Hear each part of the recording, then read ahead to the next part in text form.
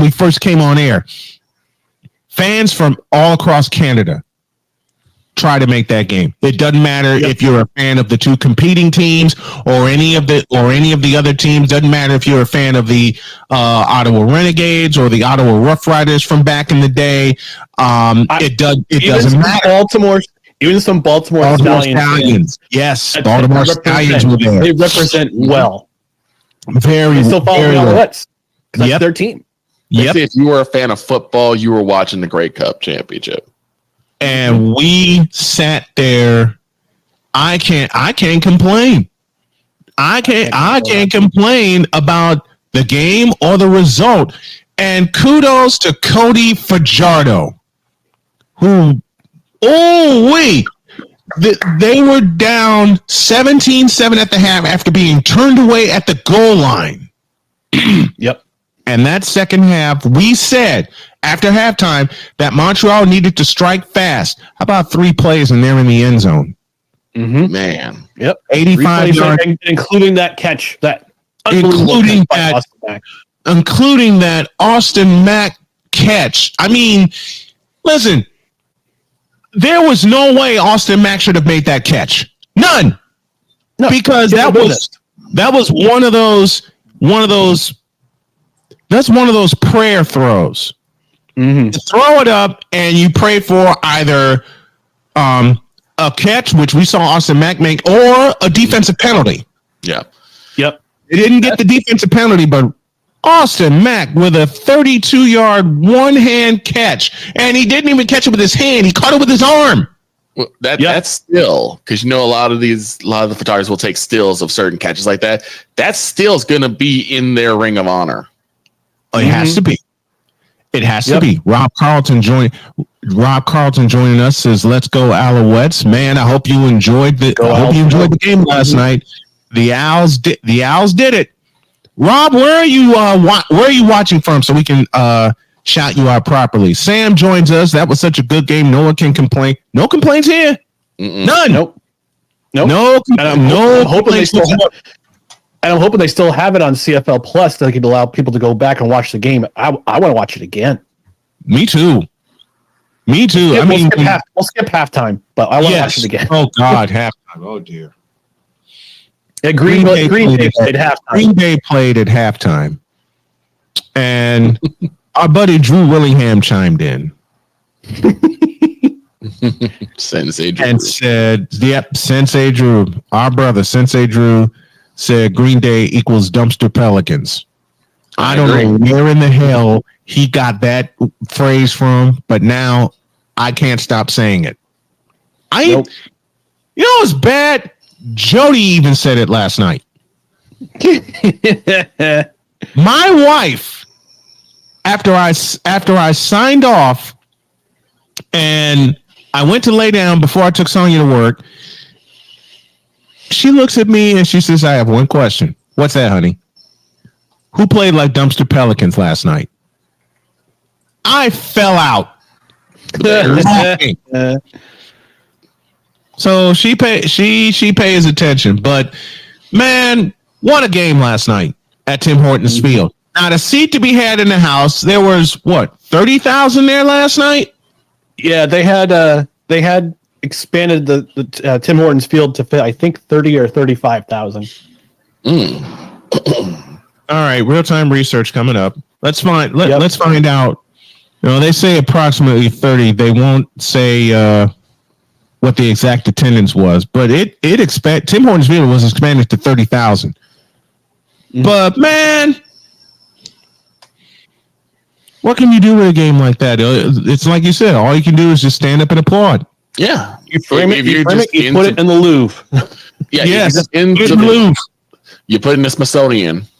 Mm-hmm. With a game like that, I mean, if you're not proud of that game, even though it's not NFL, it's CFL. If you're not proud of that game, then you're not a football fan. Or as I borrow from a couple of announcers I know, if you didn't like a game like that, you don't have a pulse. No, there are just certain games that, as a football purist, as a lover of football, you just gravitate to. This is one of those games. Yep. Indeed. Rob is watching from Denver, Colorado. Hey, Rob, how about that Broncos comeback last night? And I already know Paul Allen is dying inside. Paul Allen is dying inside. Sam joins us. Check out our interviews with Chris Siegfried and EJ Burt from the Desert Hawks and Predators of the AFL. Man, I can't wait to see the Arena Football League. I can't wait to see the Albany Firebirds. And no more Antonio Clown. We have no more Antonio Clown. We have we gotta pause that.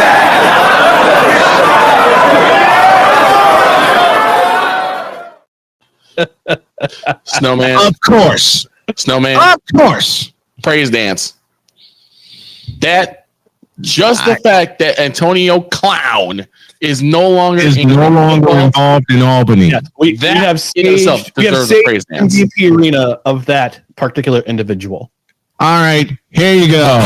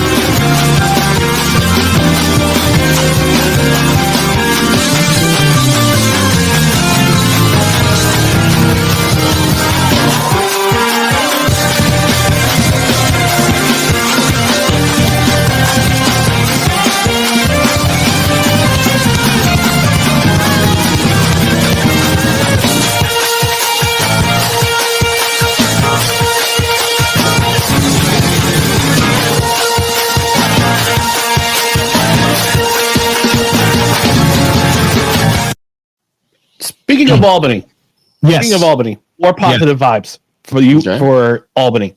Let's go. University of Albany football team, the Great Danes, were co-champions of the Coastal Athletic Association, their first title since joining the conference, and this will be they're making their third appearance in the NCAA FCS playoffs.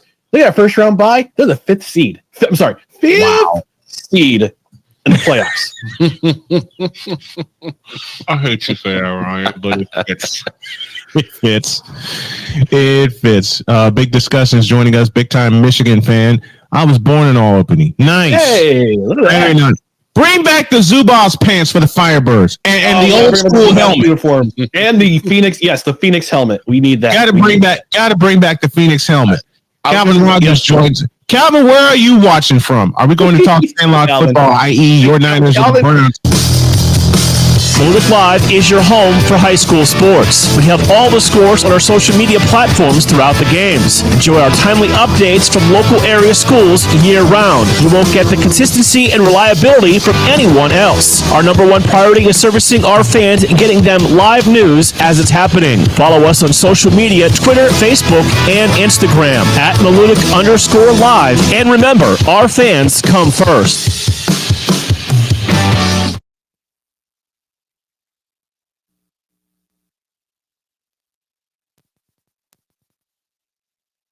Western Reserve Radio is the Valley's online source for sports talk and local live events. Tune in and be a part of their live weekly shows, as well as all of the hard-hitting action of Youngstown Phantoms hockey, high school football, and the GDFL. Find them at westernreserveradio.com. Tune in and the Live 365 app to be a part of the area's sports conversation. Be sure to visit them on Facebook at Western Reserve Radio and on Twitter at It's that time again when all we want to talk about is football.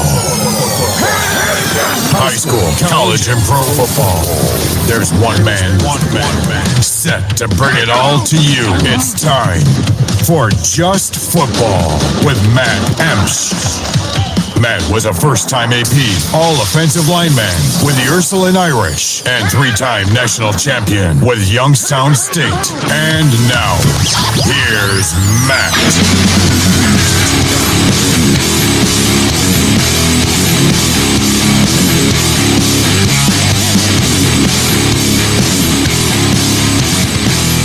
welcome to Just Football. I am your host, Matt Emch. It is another week that we are getting closer to having football in June in Youngstown, Ohio. That's right. If you haven't heard yet, everybody, semi-pro football is coming to Youngstown, Ohio. The Mahoning Valley Federals owner John Galbraith with his general manager and coach Mike Benner are bringing the Federals to the masses in Youngstown. They will play their home games at St. Christine's football field. And we are their official radio station here, Western Reserve. Specifically, the games will be on City View Sportscast. I will be calling the color as I do for high school. The next 3 years, doing as far as things keep going the way that they're going with my daughter, Mineral Ridge High School. And then, we do different teams with another crew with Mark Means and Mr. Clark. And that is every week a different one on Western Reserve number 2. And Western Reserve number 1 is our owner, Jim Craven, with the coach, Bob Gessler, who will be joining me today.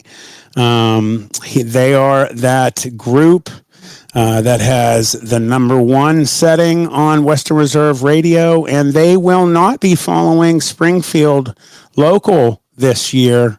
They will be following Poland, the Poland Bulldogs. So it's going to be exciting. But starting June 1st, we will have the Mahoning Valley Federals on Western Reserve Radio, specifically, like I said, City View Sportscast. And you could go to westernreserveradio.com. You'll see, just like for the high school season, you'll see that City View Sportscast button to push.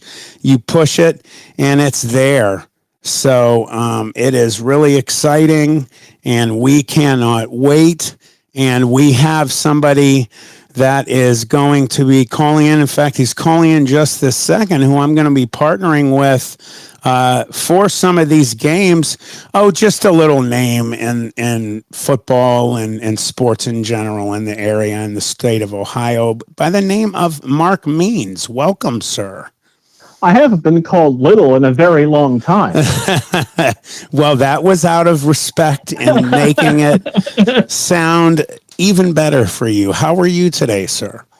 I'm a little, weather aware right now, but other than that, I'm good. It's getting ready. I am looking out the window. I just heard a little rumble of thunder.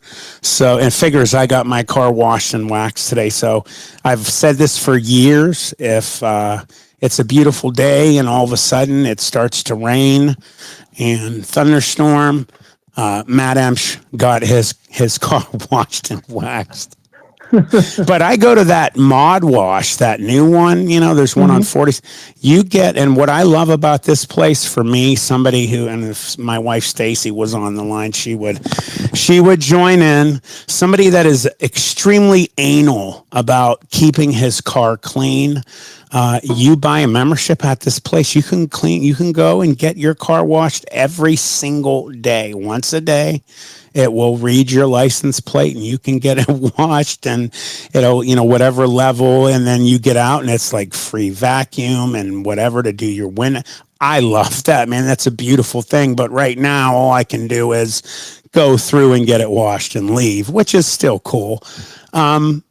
Just as I was talking about, Mark, not as long for our Youngstown extended family from our station to get a taste of football. You know what? Summer football is always exciting because, one, it's football. Mm-hmm. 2, our group's going to cover 2 teams this year, which is exciting. And 3, it's like preseason for us to get ready for the high school and, the college season for me. So it kind of helps get us in rhythm a little early. That way, that first game of the high school season isn't, it takes a little while to get back up to speed. Well put, well said, and you will be, as I had kind of mentioned before you came on. I will be doing color. I will have two gentlemen that I love dearly as friends, and I greatly enjoy calling games with. Matt Lipsack, who is getting ready to call for the Youngstown Phantoms playoff game. Good luck to them. Big one tonight. Yeah, huge. So good luck to the Youngstown Phantoms. Matt Lipsack, who's calling it, Jim Craven, and Dave Ferris are getting that sucker on the air. So good luck to all of them. We hope that they further their run. But Matt does play-by-play for me, with me during the high school season. But when he is not there, somebody named Mark Maines will be doing it, and I love doing football with you. I had my first chance last season. I enjoyed it, and I look forward to doing it again. And I agree. How could you not get better ready to call high school football than to have semi-pro rolling? And you know what? Since all we talk about is football, I got a couple interesting things for you. Bring it. Have to mention this because it's my alma mater. The Ohio State spring game was on Saturday, the first nationally televised spring game ever. Some other school that we don't talk about will have their spring game scheduled televised nationally Saturday.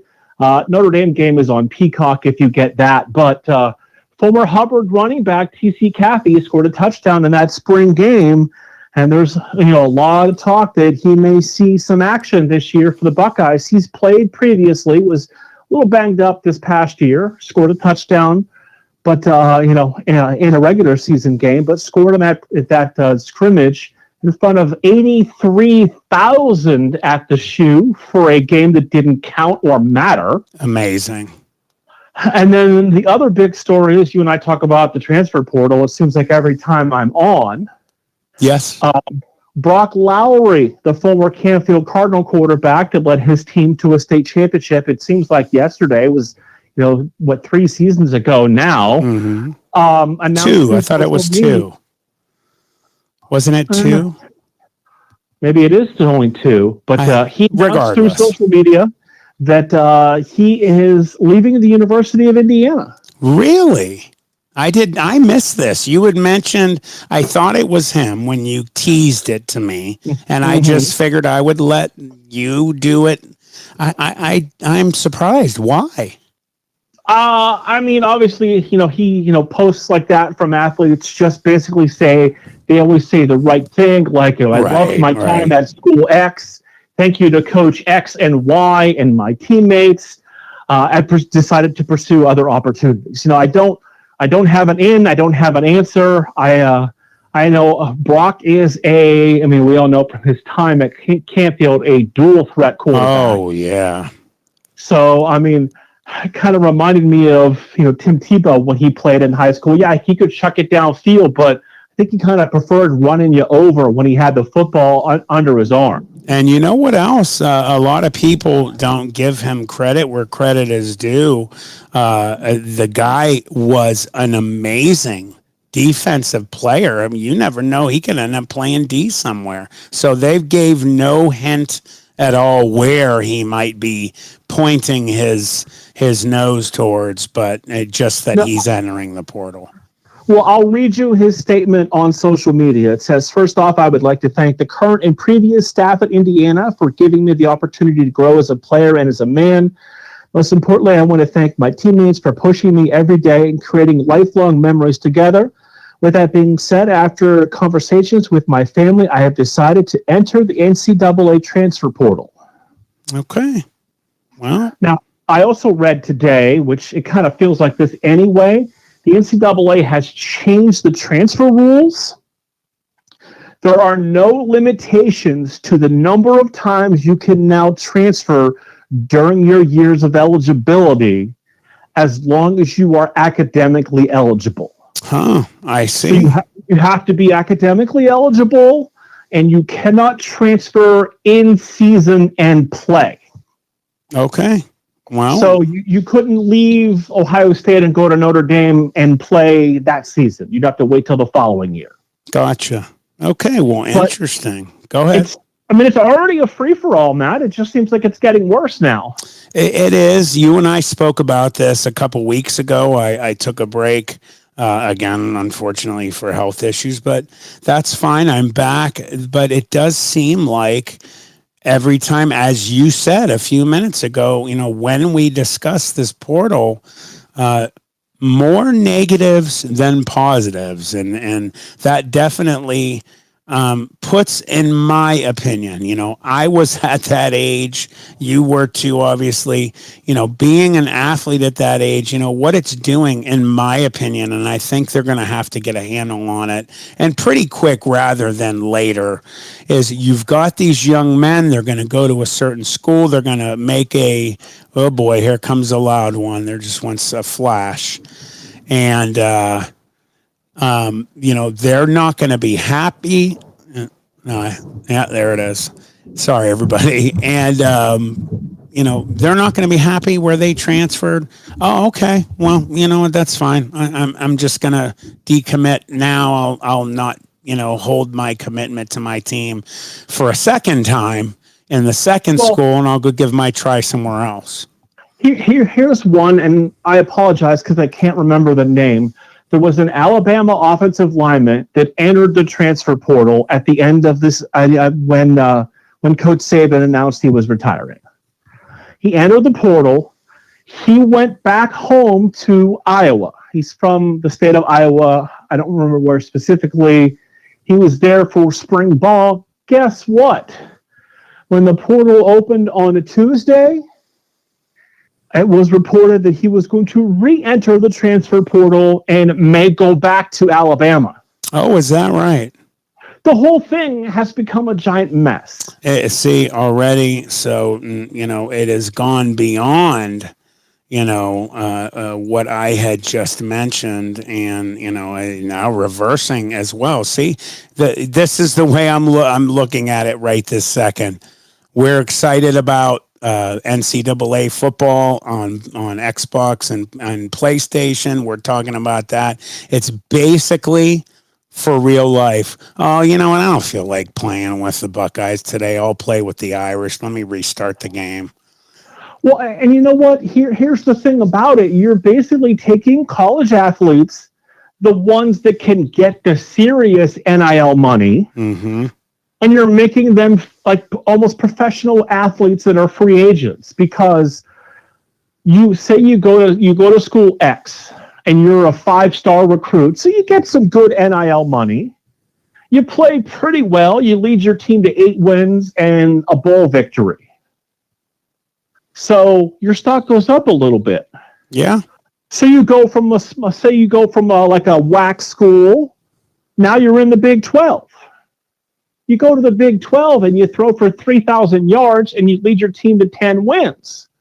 What's stopping you from jumping to, another like a major Power 5, transfer to Ohio State, Notre Dame, Miami of Florida, the schools lists go on and on.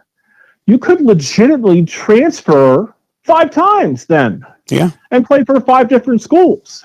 Yeah. A real life NCAA football video game, but with real life. And where the video game, it means nothing if you're doing that to players that are computerized and whatever. In real life, you're going to a university. You are becoming, because let me tell you something, playing football in high school, in college, if you've done it, and in pros, I didn't make it because of my injuries or whatever. But regardless, I'm talking even in grade school, of course, the older you get, the deeper the relationships get.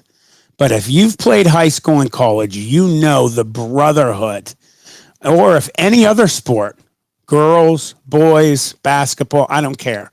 You make a commitment to your team. You make a relationship and become a family with those players. And then all of a sudden you turn around and you leave them. I mean, there are some exceptions to the rule. If the coaching staff changes and they implement a system that you don't fit, I understand transferring. Mm-hmm. If you have a family issue and you want to transfer and be closer to home, I don't have a problem with that. I'll even go one step further and say this, and this may surprise you.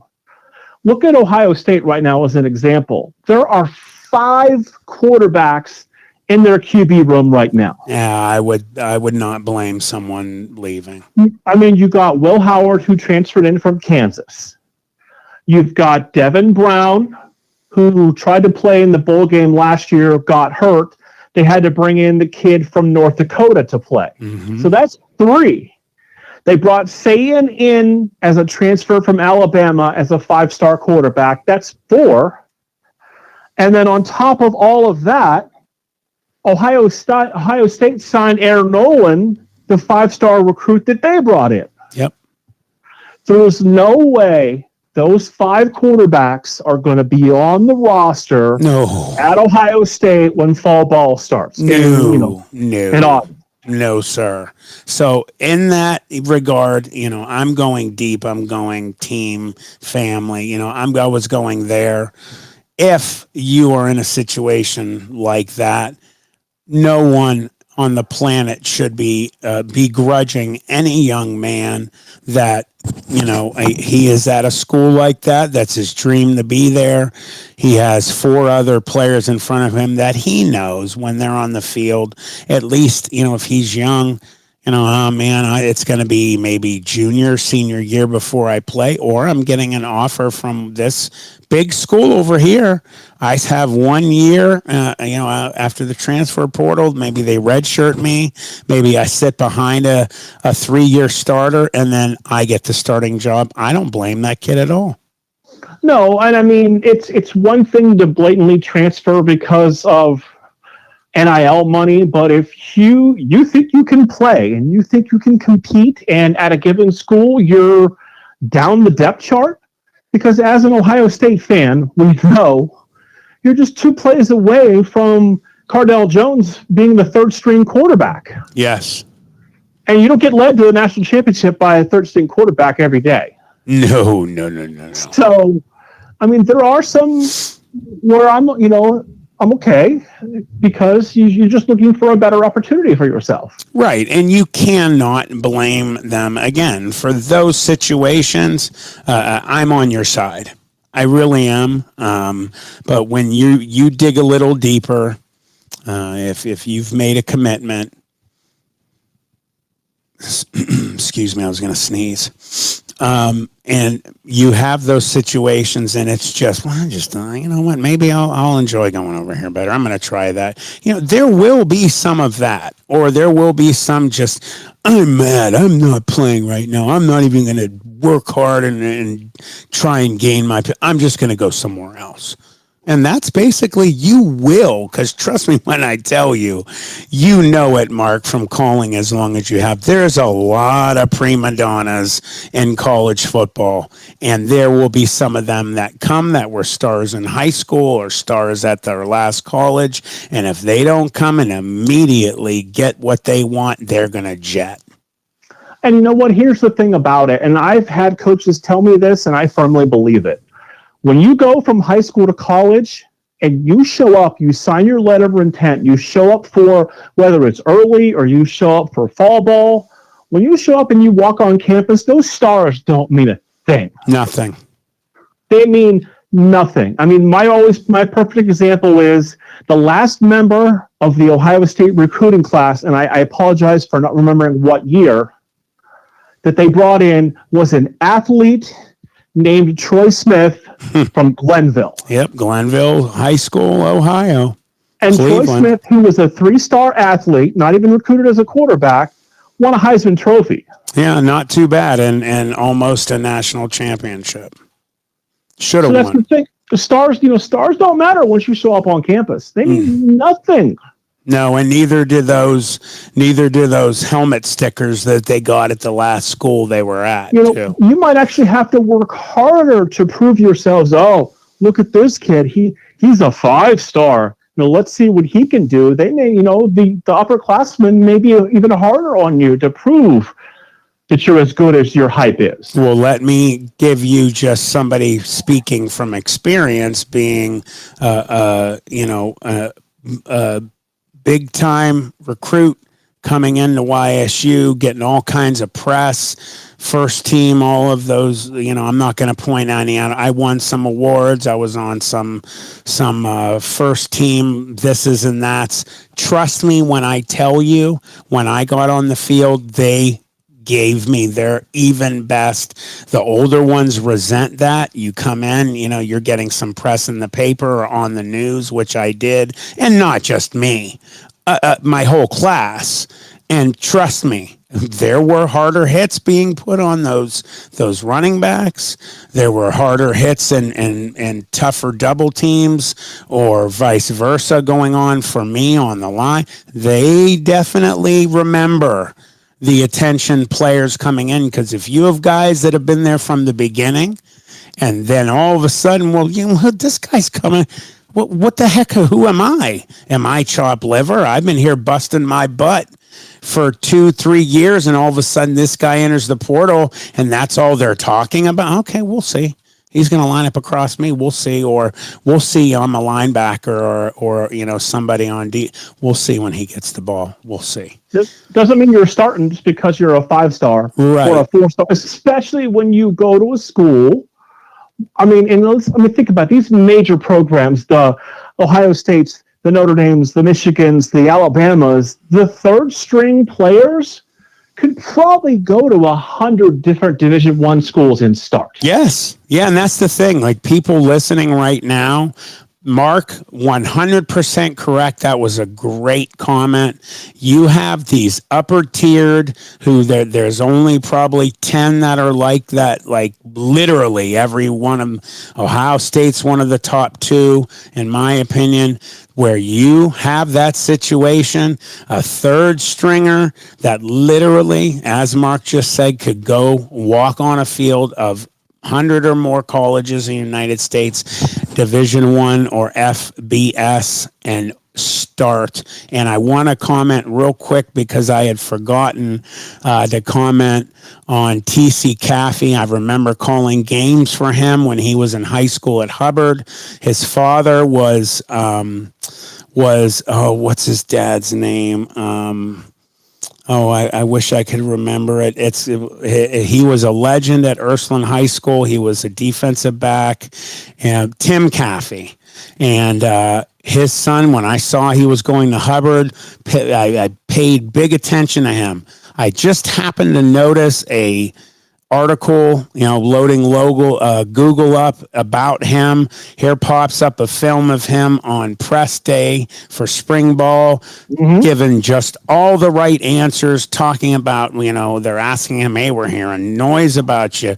Why don't you tell? And he is just super humble, saying beautiful things. What do you think you're going to do this year? Saying all the right things. And let me tell you something, he looked good in high school. That boy is thick. He's big, he's built, and I guarantee, like you had said too before, I think he will definitely get some PT, big PT this year. I mean, 2 great running backs in front of him, the SEC's leading rusher the last 2 years combined, so he's going to have to earn those reps. But Matt, always a pleasure to join you. Mark, thank you for calling in, brother. You have a good night. That was Mark Means. We are going to have the coach, Bob Gessler, up next. You're listening to Just Football. I'm your host, Matt Emch.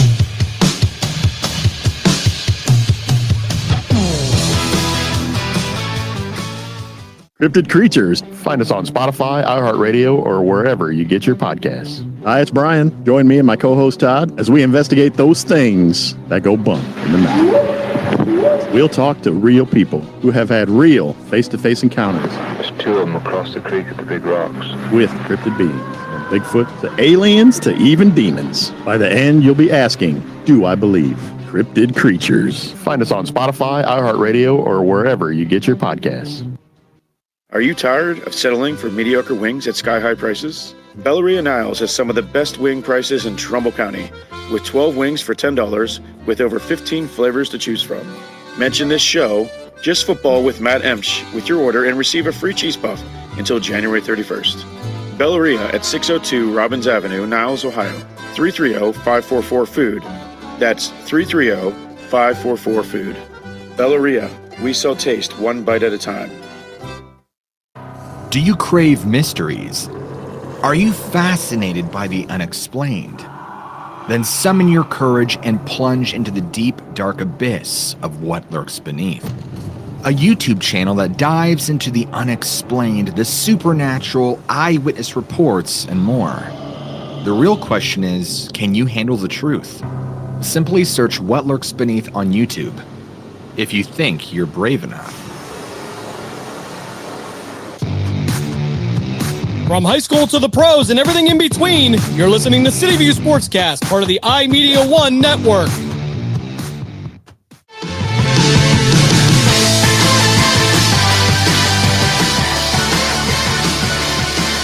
And welcome back to Just Football. I'm your host, Matt Emch.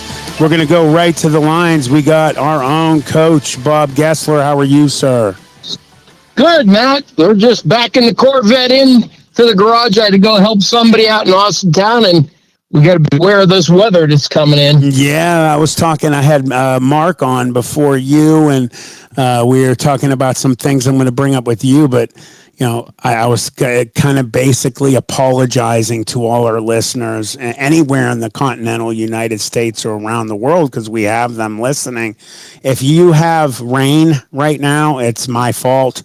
I washed and waxed my car today, so that always your fault. It is, and the flashes started with Mark on the line, and it's rumbling, and there's thunder, and I think I heard it through your phone as well.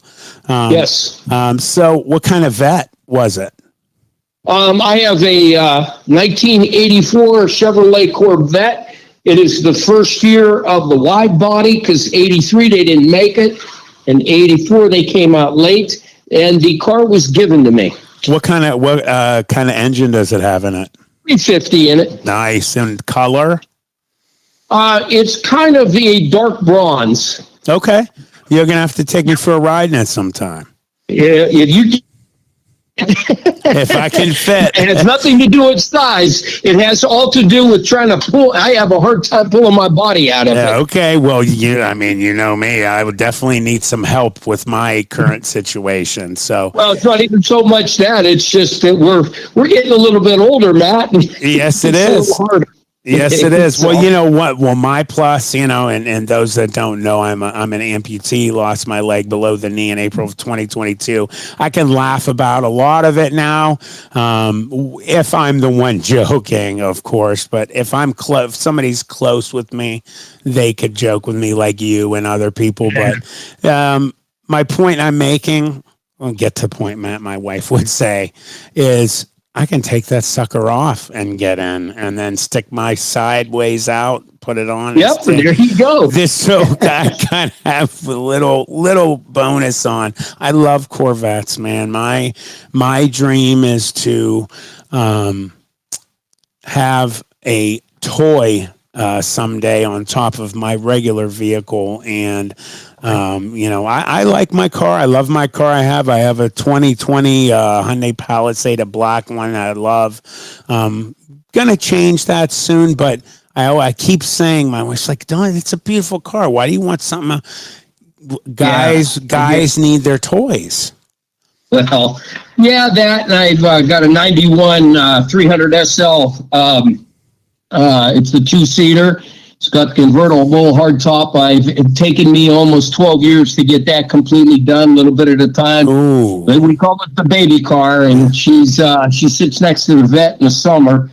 We put it away in the winter, but it's a nice car. I only paid $1,500 for it. Wow. And it's worth a lot more right now, just a little bit at a time. Absolutely. Yeah. It's a fun car.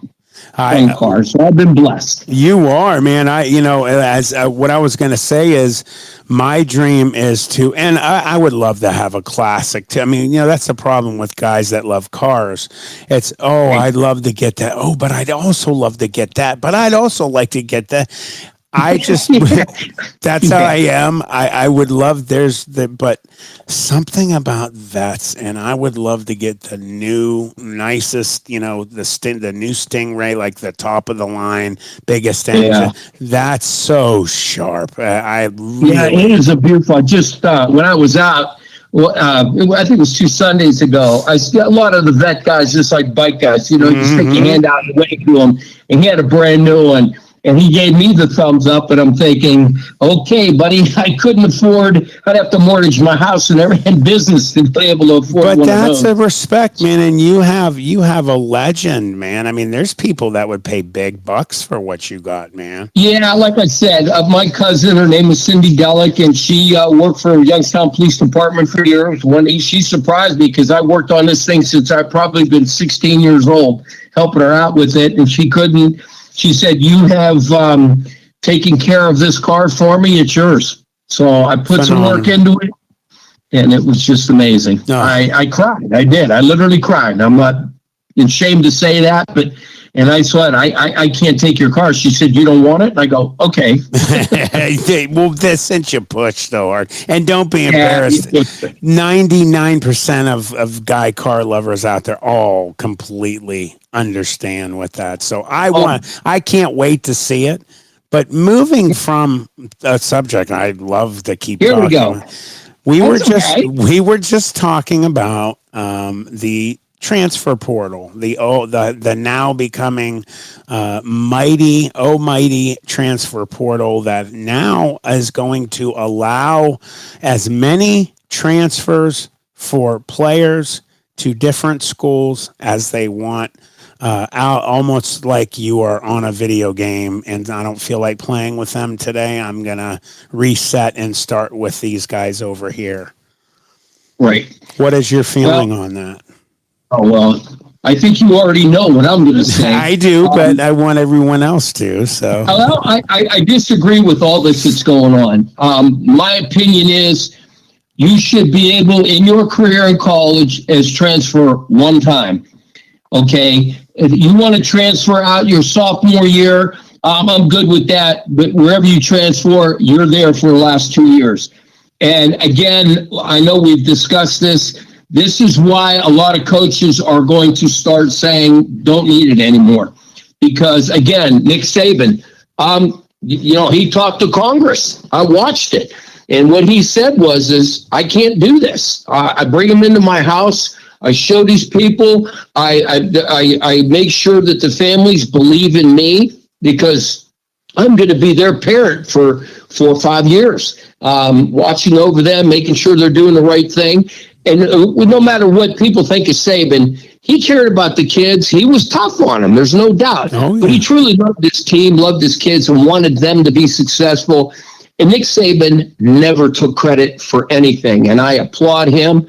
I've always said stuff like that. People say you just don't take credit because we're just guiding. They're out there. The players, Matt, you were a player. You did what you had to do. You were a coach. You know what? It's the guys that are out on the fields, whether it's basketball, football, and it's so hard now for a coach to want to buy into a kid that's going to be an Alabama for 2 years. I think I'll go to UCLA. Yep. And they'll transfer to Notre Dame or Ohio State. Yep. It's just, they're going to ruin it. They are going to ruin college sports. 100%. I think, and like you said, I won't steal what you said, but I'll just add to it as Coach had alluded to, and I agree, being ex-player coach, I would, in my further years down the line, if you want to say it that way, if I'm debating coming back, getting up every day, crack of dawn, and going through days of hell for coaches too, man. It's not easy, especially in college, man. You're at camp, you're living there, you get up at the crack of dawn, you're in charge of all those players. That is a 24-hour job, man. And if you're putting it all in like Coach Saban, by the way, everyone, I don't care if you hate Alabama, I don't like the Crimson Tide. My wife and daughter love them because of their majorettes and all that, but The guy is the single greatest college football coach in the history of football, period. And I can say that without knowing any of you that have an argument, try. I mean, it's winning. That's what the litmus test is. And it's a different era. You could compare him with Errol Parsegian, Paul Bear Bryant, Newt Rockne. These were great players. Great coaches. So he's in that elite and he's above them. Yes. Because of the amount of years and everything. And kids, I don't ever remember players saying, and you hear things that they hated the guy. I mean, I never heard anything bad say about him other than a fan, which that's how it goes. But, some people hate Urban Meyer. They don't like what he did. Yeah. So, I mean, it's just, it's preference, but you got to look back and see off the field what this man does. They show him at practice getting off, but when he's in a game, there's intensity. You don't know what happens when they get off that field, win or lose. You don't know what he's saying to those guys in the locker room. It's that simple. I did it. I know. And even at the minor league football level, I mean, I got on those guys. These are men. And very large men. Yes. And I mean, I didn't let up on them. I kept it up. But you know what? To this day, again, and I've said it before, these guys, when they see me, they can't wait to come over and hug me and say, thanks for what you did for me. And I'm thinking, you did for, you guys. You didn't do what did I do? You gave me the opportunity. You believed in me. And that's what it's all about. And I pushed those guys. I mean, you saw it. You know how I was. Absolutely, I did. I watched it firsthand. You did a great job, and that was the way it needed to be done.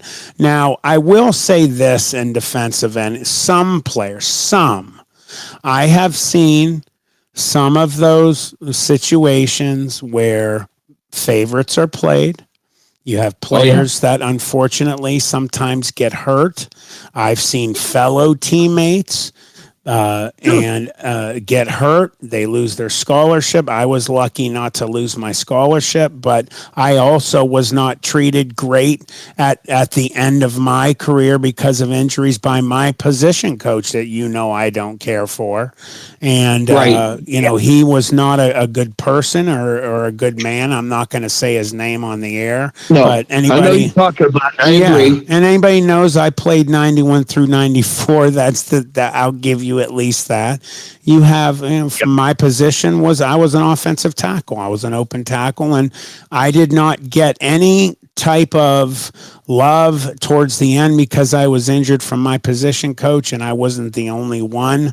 And sometimes at universities, that's why you've heard, I know there's a book out there called Meat Market, and it was a perfect name going through college. It's next man up, sometimes not so distinguishingly. It's next man up. Okay, bye-bye. See you later. You're hurt. Get out of that space. Give me your scholarship. I want it for this guy. Let's see what you can do. But here's where I disagree. I disagree with what they do, that pulling scholarships. You know what? You gave that kid. He got hurt on that football field. They should have to stay with that scholarship. Okay, honor it is the word I was looking for, digging for. Honor that scholarship. He got hurt on your football field. I don't care. Okay, well, he can't play. You still should be honored with that because you did that. You busted your rear ends. And a lot of people will honor teams will honor players and keep the scholarship in. They do. But that's how it should be. They should never pull 100%. What was done with me right off the bat, Jim Tressel said, Matt, and he was the one who came and saw me in the hospital and sat with me for a couple hours and spoke to me and told me I'm sorry that this happened to you and talked about my chances if I would have stayed healthy to keep my career moving. And he offered me to be a student coach and keep my scholarship, to be the student coach, keep the scholarship going. But there are guys that have situations that, number one, for them, they just can't. Their lives are over for as far as they're concerned, and I went through this too. a point where it's like, I don't know if I can even be around the school. My dreams have been dealt, they're gone, so you have a young man that has dreams of the NFL and has dreams of at least finishing out, and that happens. And then they're young. They don't realize the opportunities that are being thrown at them. But I will say, I don't know if there's a rule today, but I know when I was playing, that was offered through Jim Tressel to any injured player, and a lot of them took it. But there were and have been, I've heard stories of other universities that it was exactly what I said. Get your stuff, leave, we're giving it to someone else by, which is dirty, rotten, and disgusting. Yeah, and it's wrong. It's absolutely wrong. As far as a player, you're injured, you come back. And my philosophy of that is, that was your position. Now show me you could win it back. Show me you could do. Yeah. Happened in my family. I think I talked about it before. My brother David, all-city player for Cheney High School, he never left the field. He did every position you could think of, holding and returning and this and that. We lost his job because he got hurt. And he came home, and after he got better, and he wasn't starting, and he walked over, and I'll never forget, he said, my dad, this is terrible. My father said, what's wrong? And he said, well, I lost my job because I got hurt. And my father said, hey, that's how it goes. Pick up your britches and tighten up your belt, and then go back to practice tomorrow and prove to them that you should be out there. And of course he did. And, that's it. My parents didn't go run over and say, oh, boo-hoo, too bad you lost, da-da-da-da-da-da. Right. So I know it's a little bit the situation with you and that, but the whole key is you get hurt, and if it's an injury that you can work through, then you do. But if it's a career-ending injury, and it's got to be so hard for players such as you. You've played forever. Well, you know what? Hold on to that thought, Coach. I'm going to put you on hold. We'll be right back, everybody. You're listening to Just Football. I'm your host, Matt Emch, and he is the coach, Bob Gessler.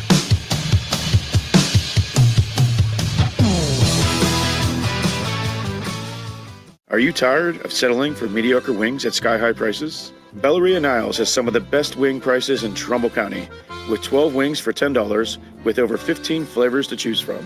Mention this show, Just Football with Matt Emch, with your order and receive a free cheese puff until January 31st. Belleria at 602 Robbins Avenue, Niles, Ohio.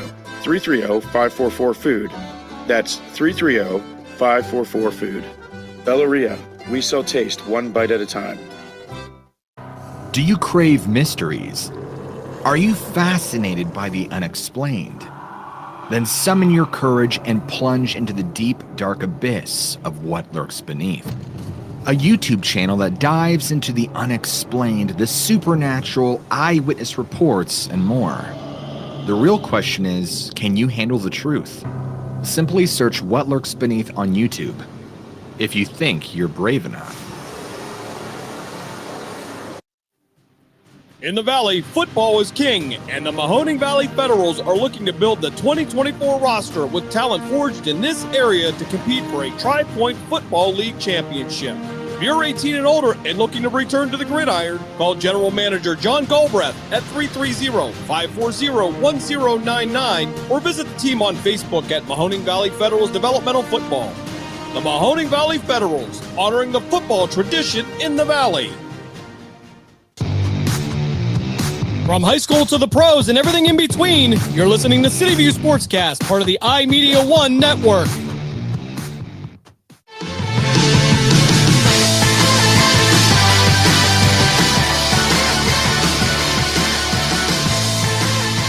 And welcome back to Just Football. I'm your host, Matt Emch. Guys, real quick, before I start, I don't know how many of you are listening from around the Youngstown, Ohio area. Coach, I don't know if you saw it pop up on your phone. I just got a warning that there is a tornado warning in the area of Youngstown, Ohio, Mahoning, Trumbull. If you are in a house that has a basement, please get downstairs, find some shelter.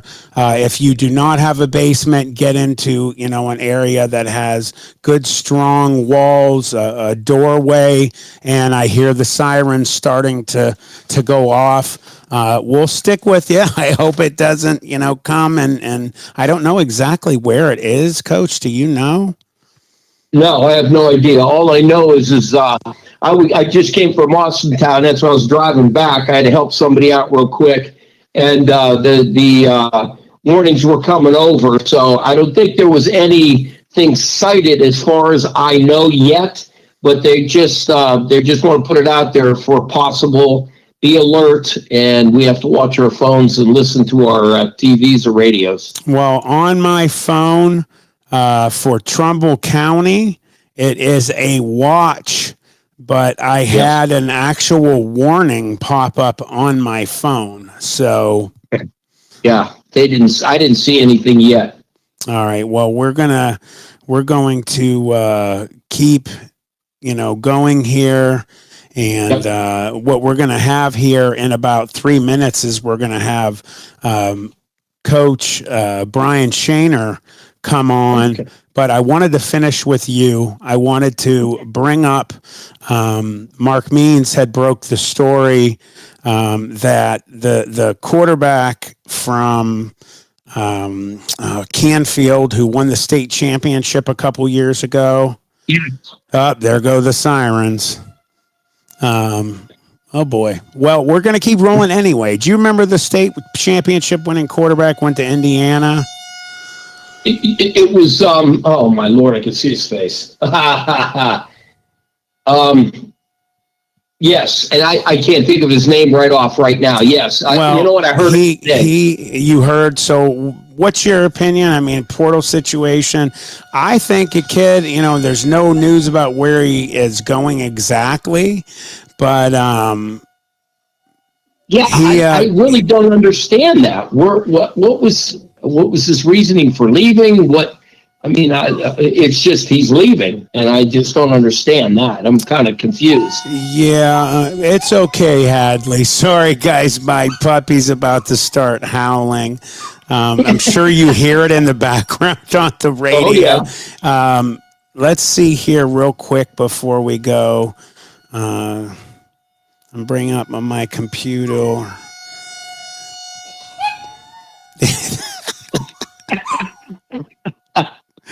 You're getting Hadley, everybody, that is not liking the siren, which is right across the street at a school. Let's see. Well, you know what? Let's see. Former Canfield state champion quarterback enters the portal. Former Canfield and University of Indiana quarterback Brock Lowry announced on social media. There you go. He will be entering the portal. First off, I'd like to thank the current and previous staff at Indiana for giving me the opportunity to grow as a player and man. Most importantly, I want to thank my teammates for pushing me every day and creating lifelong memories together. That being said, conversation with my family, I've come to the decision at NCAA portal. Your opinion, he could play, obviously, offense, quarterback. He runs, he throws. What do you think he can throw? Can he play D? You know what? He's one of those kids that you knew back in the day that could play every sport and any sport. The issue is where's he going? Right. What was he offered?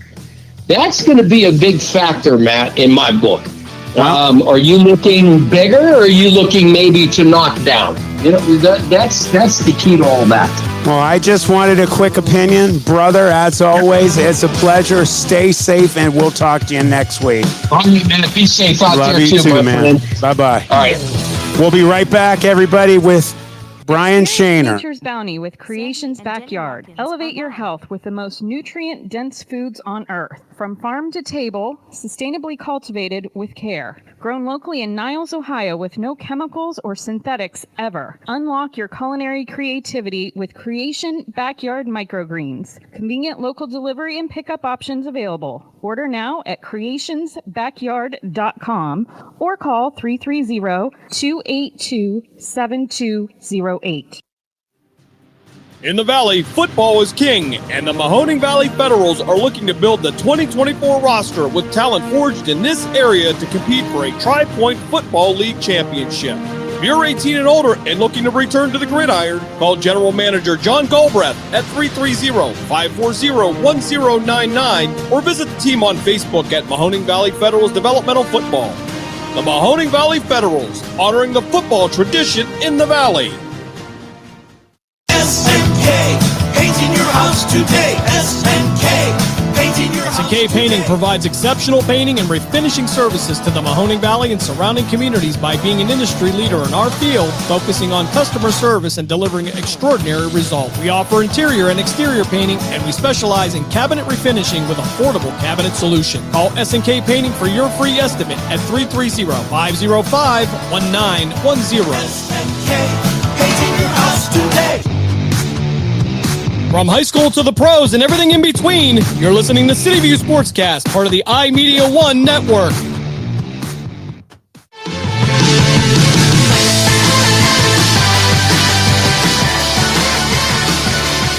And welcome back to Just Football. I'm your host, Matt Emch. Sorry about the craziness before the break, everybody. We have a tornado watch, but we're going right to the lines. We have Mineral Ridge football coach Brian Shaner on. We haven't talked to you in a while. How you doing, Coach?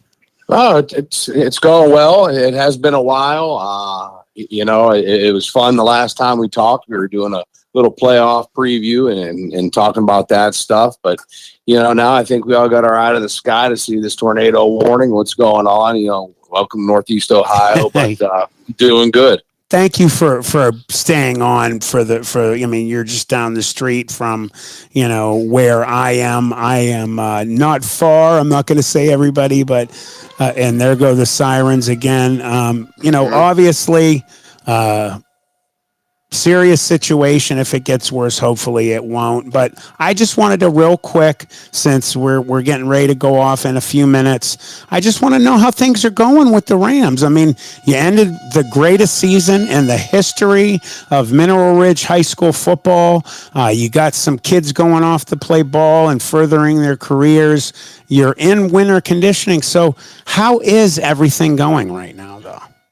You know what? Right now, I couldn't be more pleased. I mean, our numbers in the weight room are good.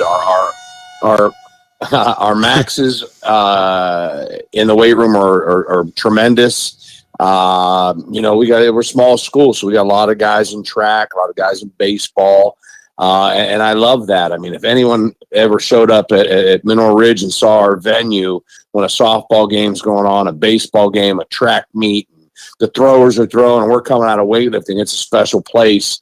I'm very happy where we are. I know May's right around the corner, and that date of us allowed to start is a little earlier than normal. And again, what we did last year brings expectations, and we got to work really hard to live up to those. And hats off to the last 2 years senior classes that did tremendous things at Ridge, just kept breaking, every record, kept setting history. And, our seniors know they got big shoes to fill. And, I think they're gonna be up to the task. I agree. I mean, one of the things, that I talked about all the time with my partner, Matt Lipsack, and when Mark Means was on, was how we marveled at how great the young talent was last year. You had freshmen, you had sophomores, obviously juniors, but just you guys were just covered with amazing talent from sophomores and freshmen, and they didn't just plug some gaps during the season on and off. These were some of your best players that were integral in helping you guys move on and get to the third round of the OHSAA playoffs. How have those guys been doing as leaders moving up another season? I still think they're a little bit awestruck because last year they didn't know what was going on. They were kind of pushed in there because of injury, and they didn't know any better. They just went in and did it. And those guys on the O-line, Coach Blazina did a great job. I mean, we put that run together with the left side of freshmen, And, hats off to them guys. And, they attack everything they do. They're both throwers, Rackets play basketball and wrestled and all that stuff. But our kids don't know any better. They listen to us. They let us coach them really hard. And I think that's our success. Our kids let us coach them. They believe in what we do, and they just want to play really hard. And I think that's the secret to our success. They take what we give them and they take it on the football field on Friday nights, and they just do a great job of executing the plan and just, again, playing really hard and believing that we just do things a little bit different. Well, I know one of the things that has tremendously helped is your coaching staff, as you talked about. I mean, I know as a head coach, you go as far as the guys underneath you, your assistants, who did absolutely phenomenally. You have another guy that really, in my view, in my opinion, is basically like head coach number 2. Chet Allen has been, just in my opinion, really amazing at being able to step in, one of your best friends, and you're getting another head coach who is your defensive coordinator, and he has really stepped up and taken a lot of young men under his wings and helped a lot too. Yeah, that entire coaching staff, our coaching room, and when I talk about them, it's really hard not to get emotional because they are family. This thing we built over here, we're together every day. I don't know how many small schools can show up to a weight room and see 6, 7, 8 coaches in there, because they're committed. They want to be there. They want to be around the boys. And like you said, Coach Allen's one of them. I refer to him as Coach Allen, but to me it's Chad. He's a great guy. I call him a brother. He does above and beyond for our kids, not only on that field, but in that school and in his classroom. And we can't even mention anything he would be willing to do for the community of Mineral Ridge. He's an outstanding man. He loves them up. But I'm gonna tell you what, he's a tough son of a gun. He coaches real hard, and he coaches right from his heart. And I think that's what was this thing that kind of put us over the top. He brings a little bit of it. I've always been known to coach with fire, but he has an edge that not many people have, and not many kids can accept. And I would have went after Coach Allen maybe a year earlier, but I kind of waited till I knew the team that would accept him the way he is. And man, what a plan. And it worked out. He came in and, we went 8-2 and made the playoffs. This year we do the playoff run. And hey, but you know what? In saying that, I put all the pressure on him. This defense got to be lights out. When you lose a player like Herb on the offensive side of the ball, I don't know how we replace him. We're still figuring that thing out. Right. That defense has a lot of returning guys over there. So when I sing your praises, come through for me, brother. You're going to do a great job. But that's been our whole off season, talking to our seniors about our defense and how good we're going to be over there. And it's our style, our brand of football, and I love it. I do too. I'm super excited to be able to know I'm going to be calling games for the Rams the next 3 years with my daughter there, who's a freshman right now, and she's the featured twirler. It makes it even nicer. But getting to watch my favorite sport, do what I do, is fabulous. But getting to watch someone and friends now a year later, how well you guys did last year, and looking forward to seeing these players who I know by name now. I have extremely high expectations out of these young men to, step it up. And I agree that defense is going to be, a catalyst to helping you guys have another great season. Did you want to say anything to the fans before we start breaking away here to say goodbye for the night? I just want to thank them. What they do for us and what this town does, the school district, is amazing. I tell everyone we have something special. We have fun doing it, but we could not do it without the fan base in Mineral Ridge. Well, Brian Shaner, it was a joy just getting to say hi again. I am looking forward to the season. Take care, brother. Watch that weather. All right. Thanks, man. Appreciate you guys. Thank you. Appreciate you. Stay safe, everybody. Tornado watch and warning in some areas. Love you.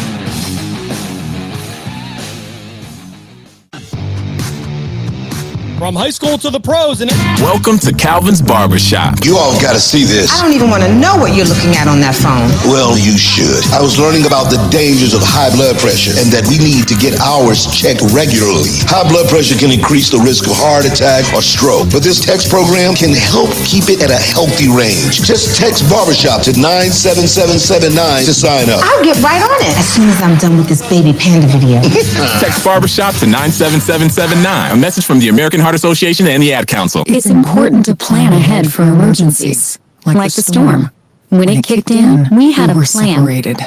We were able to get in touch with each other in no time. Idea how to find each other. The whole experience was the fine. most frightening 10 hours of my life. If there's one piece of advice I'd offer other moms out there, it's to stay calm and keep to the plan. Message. Some parents plan ahead, some don't. Make sure you know where to find your family in an emergency. Start your plan at ready.gov. Brought to you by FEMA and the Ad Council. SNK, painting your house today. SNK, painting your house SNK Painting provides exceptional painting and refinishing services to the Mahoning Valley and surrounding communities by being an industry leader in our field, focusing on customer service and delivering extraordinary results. We offer interior and exterior painting, and we specialize in cabinet refinishing with affordable cabinet solution. Call SNK Painting for your free estimate at 330-505-1910. SNK, painting your house today. So why do teenagers play high school sports?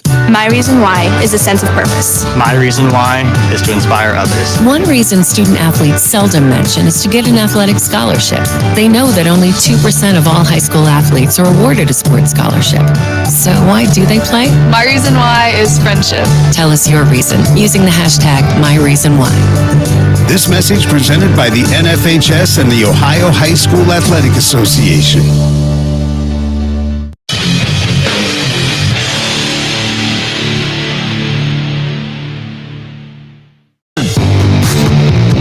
From high school to the pros and everything in between, you're listening to City View Sportscast, part of the iMedia One network.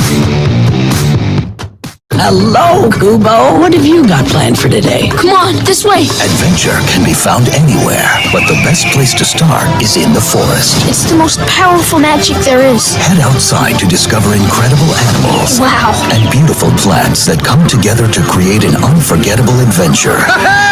So grab your loved ones and explore a world of possibilities. Visit discovertheforest.org to find the closest forest or park to you. Brought to you by the Ad Council and the U.S. Forest Service. My teacher said that we should have a plan in case of an emergency. Do we have one? First thing I'm gonna do is grab a flashlight with dead batteries. I'm going to start randomly throwing clothes in the bag. You two will be hiding in the closet and Dad won't be able to find you. And that's when we both start crying. Uncontrollably. Can you pass the cutlets?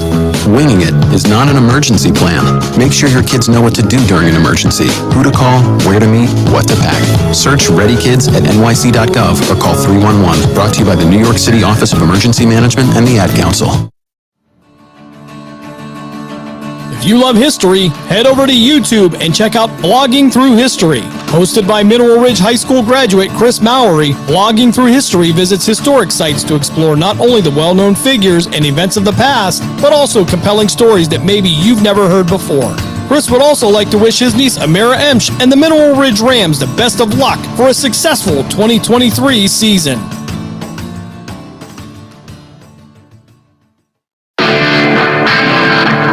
Miss an episode of By All Means, and you could miss a lot. That was also a big draw when Major League Baseball talked to us about this concept and if we would be interested in moving into this league was the vision that we'd have State College, Williamsport, West Virginia, all three really strong. By All Means, Tuesdays at 5, right here on Western Reserve Radio and streaming live on westernreserveradio.com.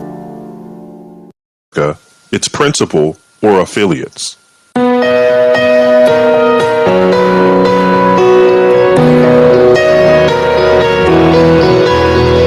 Welcome back to the Uncommon Radio Special featuring Super Bowl winning coach Tony Dungy, author of the new book titled Uncommon, Finding Your Path to Significance. If you'd like more information on Tony Dungy and his new book Uncommon, visit daretobeuncommon.org. There you can watch Tony's new video interview, Dare to Be Uncommon. Read what people are saying about Tony and his strong faith in God. Sign up for Tony's podcast and read Coach Dungy's blog. It's all at daretobeuncommon.org. In just a few minutes, we'll hear a powerful speech by Tony given at an Athletes in Action event the morning before Super Bowl 40. That's coming up. Uncommon reveals lessons on achieving significance that Tony learned from his parents, his athletic and coaching careers, his mentors, and his journey with God. The book particularly focuses on what it means to be a man of significance in a culture that is offering young men few positive role models. Our young men today are falling into a trap, says Tony Dungy. Society is telling them material success is what's important. But if we buy into that idea, we can spend a lifetime chasing that success and never really having the positive impact on people that would make our lives truly significant. Many of you have read Tony Dungy's memoir, Quiet Strength, which was released in 2007. It held the top spot on the New York Times bestsellers list and impacted countless lives. Quiet Strength is one of the best-selling sports-related titles in history. Well, we sat down with Tony Dungy and asked him about his latest book, Uncommon, and what the title refers to. It actually came from a saying that my college coach used to say, and he said, success is uncommon, therefore not to be enjoyed by the common man. And he always used to tell us, I'm looking for uncommon people. And that's where we thought about it. And it just seems like in this day and age, we have so many people that are just going down the path that everyone else is going down, doing the things everyone else is doing. And I don't know that's what we're called to do. So that would be my message in the book to people, that we don't have to do the ordinary. We can step out of that comfort zone. There's a great line in the Bible. Christ says, enter through the narrow gate, because wide is the gate and broad is the highway that leads to destruction, and many people find it. But narrow is the gate, small is the road that leads to life, and only a few find it. So that was kind of the theme of this, that don't do what everyone else is doing necessarily. Investigate and do it in a little different way, a little uncommon way. Uncommon is truly a message from Tony Dungy's heart, one that speaks to a man's deepest longing, a desire for significance. It's a book that's very different from his last book, Quiet Strength. My heart, since writing Quiet Strength, has really been focused on young men. I got so many calls and cards and letters from 18, 19, 20-year-old boys who said, boy, I really got a lot from your story, and I'm dealing with this issue or that issue. And I thought it would be nice to write something directly to those questions and talk to young people about what it really means to set your life in a certain direction and having goals and what you want to do in life. And it's just something, as we see more and more statistics about our country and where we're going in terms of education, where we're going in terms of crime, that I think we need a different direction, especially for our young men. At the end of the day, Tony is sure of one thing. The lessons that the world offers, such as accumulating titles, money, and stuff, these are wrong values to pursue. Fitting in with the crowd and being common isn't what God intended for you. There's more in store for your life. The key is living an uncommon life, as one man experienced for himself. It was a cold Buffalo morning, January 3rd, 1993. On this particular day, the quarterback of the Buffalo Bills, Frank Reich, had readied himself for a drive to Rich Stadium, where he was to start his first NFL playoff game. The Bills would play against the Houston Oilers in an AFC wildcard game. As the windows of his car were defrosting, he listened to a song he had heard perhaps 100 times that week. The song was In Christ Alone. In Christ alone, I place my trust and find my glory in the power of the cross. In every victory, let it be said of me, my source of strength, my source of hope is Christ alone. As Frank Reich sat and listened, instead of heading for the game, he stopped and listened to the song again, and then again. Finally, he pulled a tablet from his playbook and wrote down the words. He would later say that he sensed God telling him that somehow he would share that song with someone on this momentous day. Midway through the third quarter, Frank Reich and his Buffalo Bills were losing badly, 35-3. Down 5 touchdowns with less than 20 minutes to play, this game was essentially over. But Frank Reich remembered the words to the song he had burned into his heart and soul just hours earlier. Then would come the first touchdown for the Bills, then another and another. In what many analysts and reporters would later say was the greatest comeback in NFL history, Frank Reich led his Buffalo Bills to a 41-38 overtime win against an insurmountable Houston Oilers lead. Following the game, as he stood behind the podium before a mass of media, reporters, and newspapers at the post-game press conference, he was asked how he was able to accomplish such a comeback. Before he would answer any reporter's questions, Frank Reich reached down for his playbook and opened it to the page where he wrote down the lyrics of the song In Christ Alone. There, before millions of fans on television and radio, standing in front of a sea of reporters, Frank Reich read the words of the song that spoke to his heart so powerfully. In Christ alone, I place my trust and find my glory in the power of the cross. In every victory, let it be said of me, my source of strength, my source of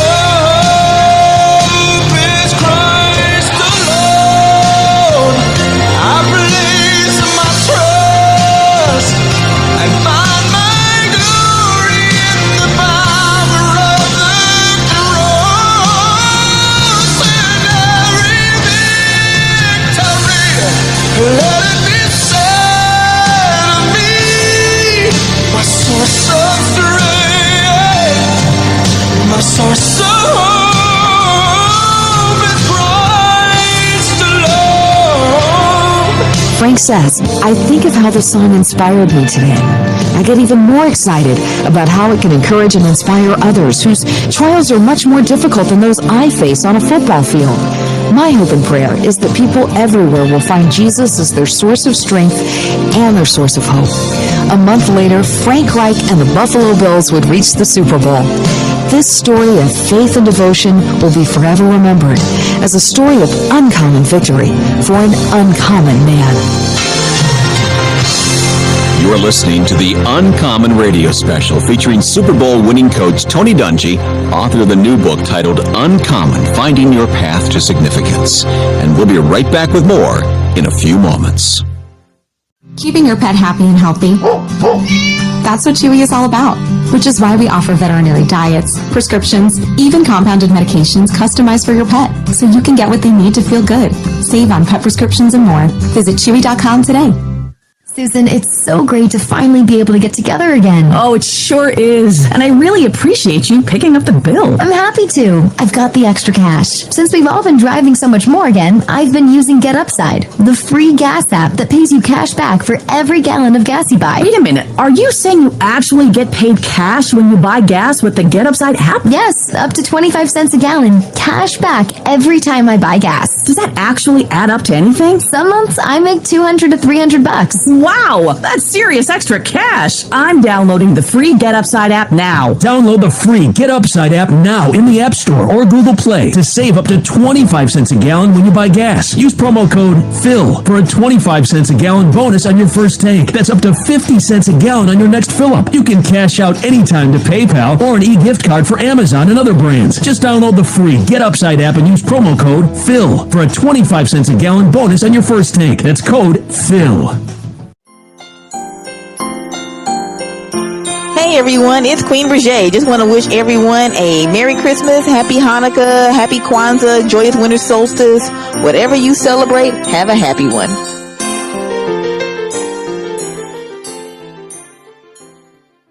In the following broadcast do not necessarily reflect the views and opinions of Sports Radio America, its principal, or affiliates.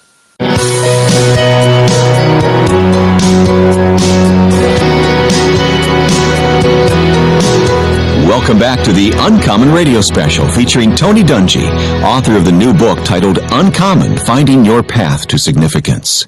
If you'd like more information about Tony Dungy, visit daretobeuncommon.org. There you can watch Tony's new video interview, Dare to Be Uncommon. Read what people are saying about his strong faith in God. Sign up for Tony's podcast and read Coach Dungy's blog. It's all at daretobeuncommon.org. As many of you know, Tony Dungy coached the Indianapolis Colts to a Super Bowl victory in 2007, defeating the Chicago Bears 29-17.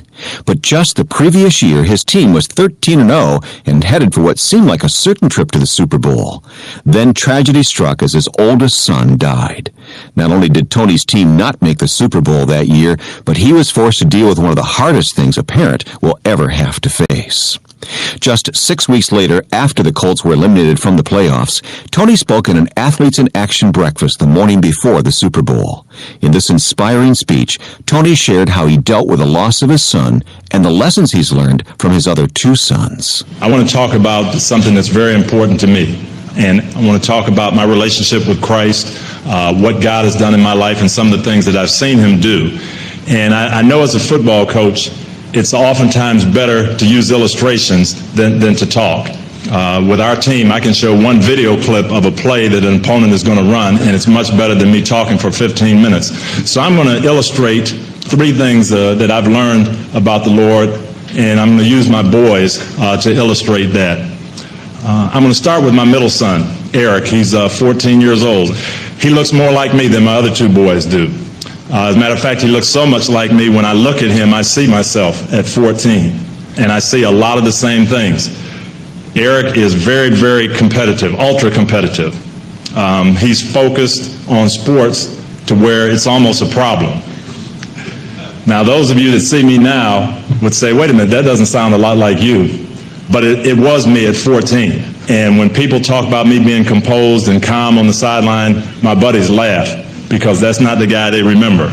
I was the guy that got the technical fouls, that got thrown out of the games, that got in the fights. I quit the team my senior year because I had a disagreement with the coach. And now when people ask me, how do you stay so calm on the sideline? I really have to tell them, it is Christian maturity, okay? And it's Christ working in me.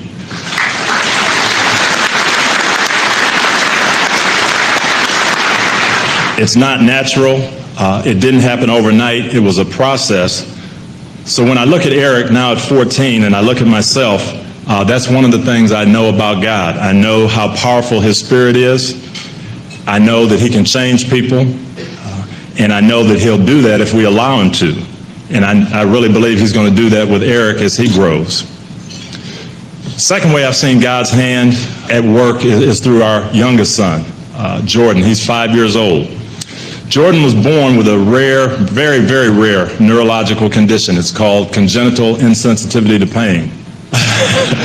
There's only 2 or 3 cases in the whole United States. It's a little more prevalent in other countries, but there's only been about 3 diagnosed in the United States. And basically what happens, he's missing the conductors that allow the nerve signals to go from his body to his brain.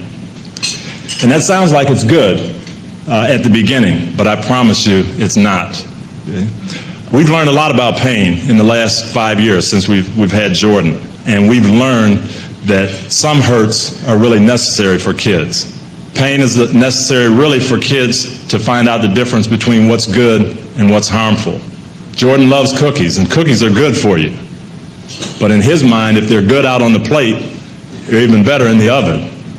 And so he will go right in the oven if my wife's not looking when she's baking them, reach in, take the rack out, take the pan out, burn his hands, okay, eat the cookie that's too hot, burn his tongue, and never feel it. And he doesn't know that that's bad for him. Okay? When we go to the park, he'll go on the slide, and all kids know it's fun to go up the slide and slide down, and he has fun doing that too. To him, it's just as much fun jumping off from the top. He has no fear of anything, so we constantly have to watch him. We've also learned that pain actually helps the body heal. Something I didn't know until talking with the doctors, that you get an injury, your brain senses there's pain there, and it sends the right healing agents naturally to that spot because it senses something's wrong. Without that sensation of feeling something's wrong, Jordan's body doesn't send those healing agents, and consequently he's got cuts from June and July that haven't healed yet. The other thing we've noticed with him and our other 4 kids is that pain is the quickest way to get your kids to come back to you. And if you have young kids, you've all experienced that before. Hey, don't do this, don't do that, you're going to get hurt. They don't always listen, but as soon as they get hurt, they come screaming back to you. We've got a daughter, she's the same way, and as soon as something happens, she runs and races, and it's very dramatic, but she comes and jumps in your arm. Jordan, be careful, don't run in the house, you're going to run into something, you'll get hurt. Bam! But he keeps on going because he doesn't feel the pain, and he doesn't turn back to us all the time. So that's what we've seen, and really, you get the question all the time. Why does the Lord allow pain in your life? Why do bad things happen to good people? If God is a God of love, why does he allow these hurtful things to happen? Well, we've learned that a lot of times, because of that pain, that little temporary pain, you learn what's harmful. You learn to fear the right things. Pain sometimes lets us know we've got a condition that needs to be healed. Okay? And pain inside sometimes lets us know that spiritually we're not quite right and we need to be healed, and God will send that healing agent right to the spot. And sometimes pain is the only way that'll turn us as kids back to the Father. But I think the most important lesson that I've learned about the Lord, I've learned from my oldest son, James. As you heard, James would have been 19, but he died right before Christmas. James was a Christian, and he was by far the most sensitive, the most compassionate of all our boys.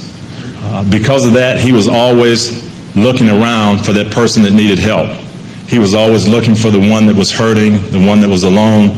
Most of his friends that we had gotten to know, if I'd ever ask him, how'd you get to know my son? He'd say, well, I was sitting by myself in the cafeteria one day, or one day the kids were picking on me, or one day I was walking home by myself and he gave me a ride. That's the kind of guy he was. Very, very compassionate, very sensitive. As most teenage boys today, James was getting a lot of messages from the world that maybe that's not the way to be. And you've all seen them on TV, in the movies, the music they listen to, the magazines that they're able to read. And you get those conflicting signals and mixed signals. And he was struggling very much with how you should respond to the world. And he ended up taking his life right before Christmas. And it was tough. It was very, very painful. But as painful as it was, there were some good things that came out of it. When I was at the funeral, I talked about one of my biggest regrets. James was home for Thanksgiving and was leaving, going back to school and going back to work. And just a normal process. You don't think about it. I said, hey, I'll see you later. My daughter took him to the airport. We just exchanged a, see you later. And that was the last time I saw him. Talked to him on the phone a lot, but never saw him again. And I shared at the funeral that my biggest regret was that I didn't give him a big hug the very last time I saw him. I met a guy the next day after the funeral, and he said, you know, I was there, I heard you talking, I took off work today, I called my son, and I said, I'm going to take you to the movies, and we're going to spend some time and go to dinner. That was a real, real blessing to me. I've gotten a lot of letters like that from people who have heard what I said and said, hey, you brought me a little closer to my son or a little closer to my daughter, and that is a tremendous blessing. We were able to donate some of James' organs to the Organ Donors Program. Got a letter back about 2 weeks ago that 2 people had received his corneas and now can see.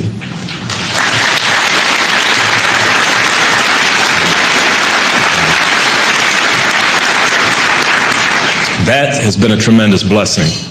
I had the privilege of talking to a young man who was James's age, who was going through some struggles, didn't know if he could make it. And we talked for about a week, and his voice just didn't sound good, but every day it sounded a little bit better and better. About 10 days later, he called me back and asked me how I was doing, and I could just feel in his voice he was doing better and he was going to make it. And that was a tremendous blessing. Got a letter from a girl in our church who had grown up with James, and she says, we've been going to the same church in Tampa for all these years. I sat there in church every Sunday, but never really knowing if there was a God or not. I came to the funeral because I knew James. When I saw what happened at the funeral and your family and the celebration and how it was handled, that was the first time I realized there has to be a God. And I accepted Christ into my life, and my life's been different since that day.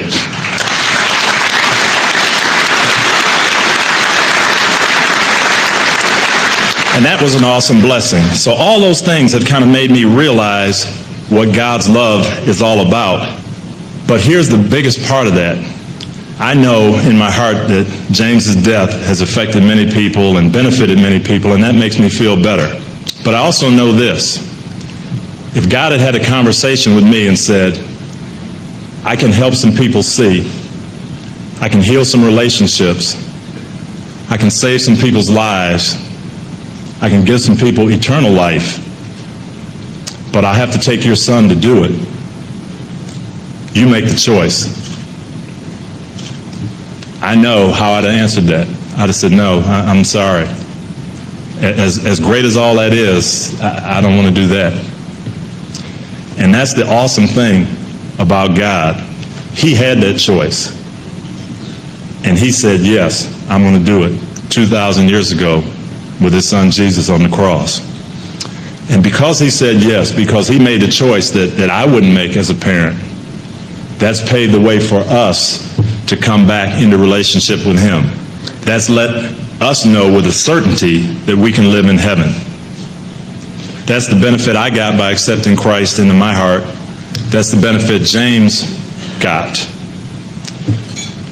I went back to work 1 week after my son died. I had a lot of media people, a lot of sports writers, a lot of fans ask me, how could you get back to work so quick after something like that? How have you recovered so quickly? And I'm not totally recovered. I don't know if I ever will be. It's still very, very painful. But I was able to come back because of something one of my good Christian friends said to me after the funeral. He said this, he said, James accepted Christ into his heart, so he's in heaven, right? I said, right, I know that. So with all you know about heaven, if you had the power to bring him back right now, would you? And when I thought about that, I said, no, I wouldn't. I would not want him back with what I know about heaven. That's what helped me through the grieving process. Because of Christ's Spirit in me, I had that confidence that James is there at peace with the Lord, and I have a peace of mind in the midst of something that's very, very painful. And that's my prayer today, that everyone in this room would know that same thing. Well, you've been listening to Tony Dungy speaking to an Athletes in Action breakfast in 2006. And what a powerful message of hope and the promise that God has for all who put their faith in Christ. This is the Uncommon Radio Special featuring Tony Dungy, author of the new book titled Uncommon, Finding Your Path to Significance. And when we come back, we'll hear Tony describe the world's definition of success and his own description. People see me as a Super Bowl winning coach, and we won a Super Bowl, and that's great. But in terms of really impacting people's lives, my mom and dad did that much more. Back with more of the Uncommon Radio Special with Coach Tony Dungy next. Frontier fiber optic internet is so fast, it almost makes you feel sorry for your tired old cable service. With Frontier, you can surf, stream, and game with upload speeds 25 times faster than cable for a great price and free activation. Frontier 500 meg is just $49.99 a month with autopay. You even get a $100 Visa reward card too. Don't let cable hold you back. Do what cable can with Frontier 500 meg internet. Exclusive offer for qualified households only. Go to getfrontier.com for complete offer details. Services subject to availability and all applicable terms and conditions. As a social worker, you can become an advocate for those who can't.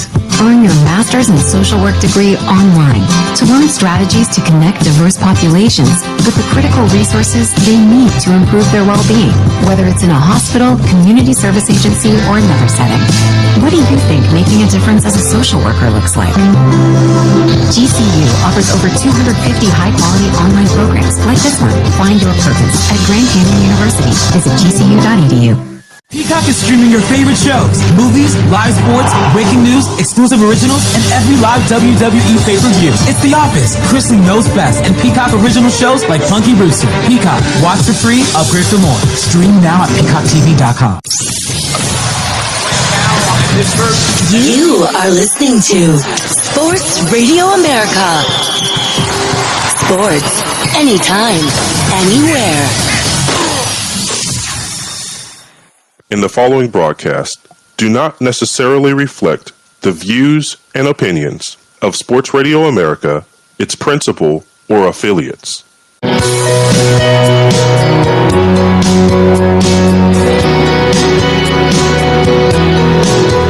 Welcome back to the Uncommon Radio Special, brought to you by Tyndale House Publishers and featuring Super Bowl winning coach Tony Dungy, author of the new book titled Uncommon, Finding Your Path to Significance. By the way, if you'd like more information on Tony Dungy and his new book, Uncommon, visit daretobeuncommon.org.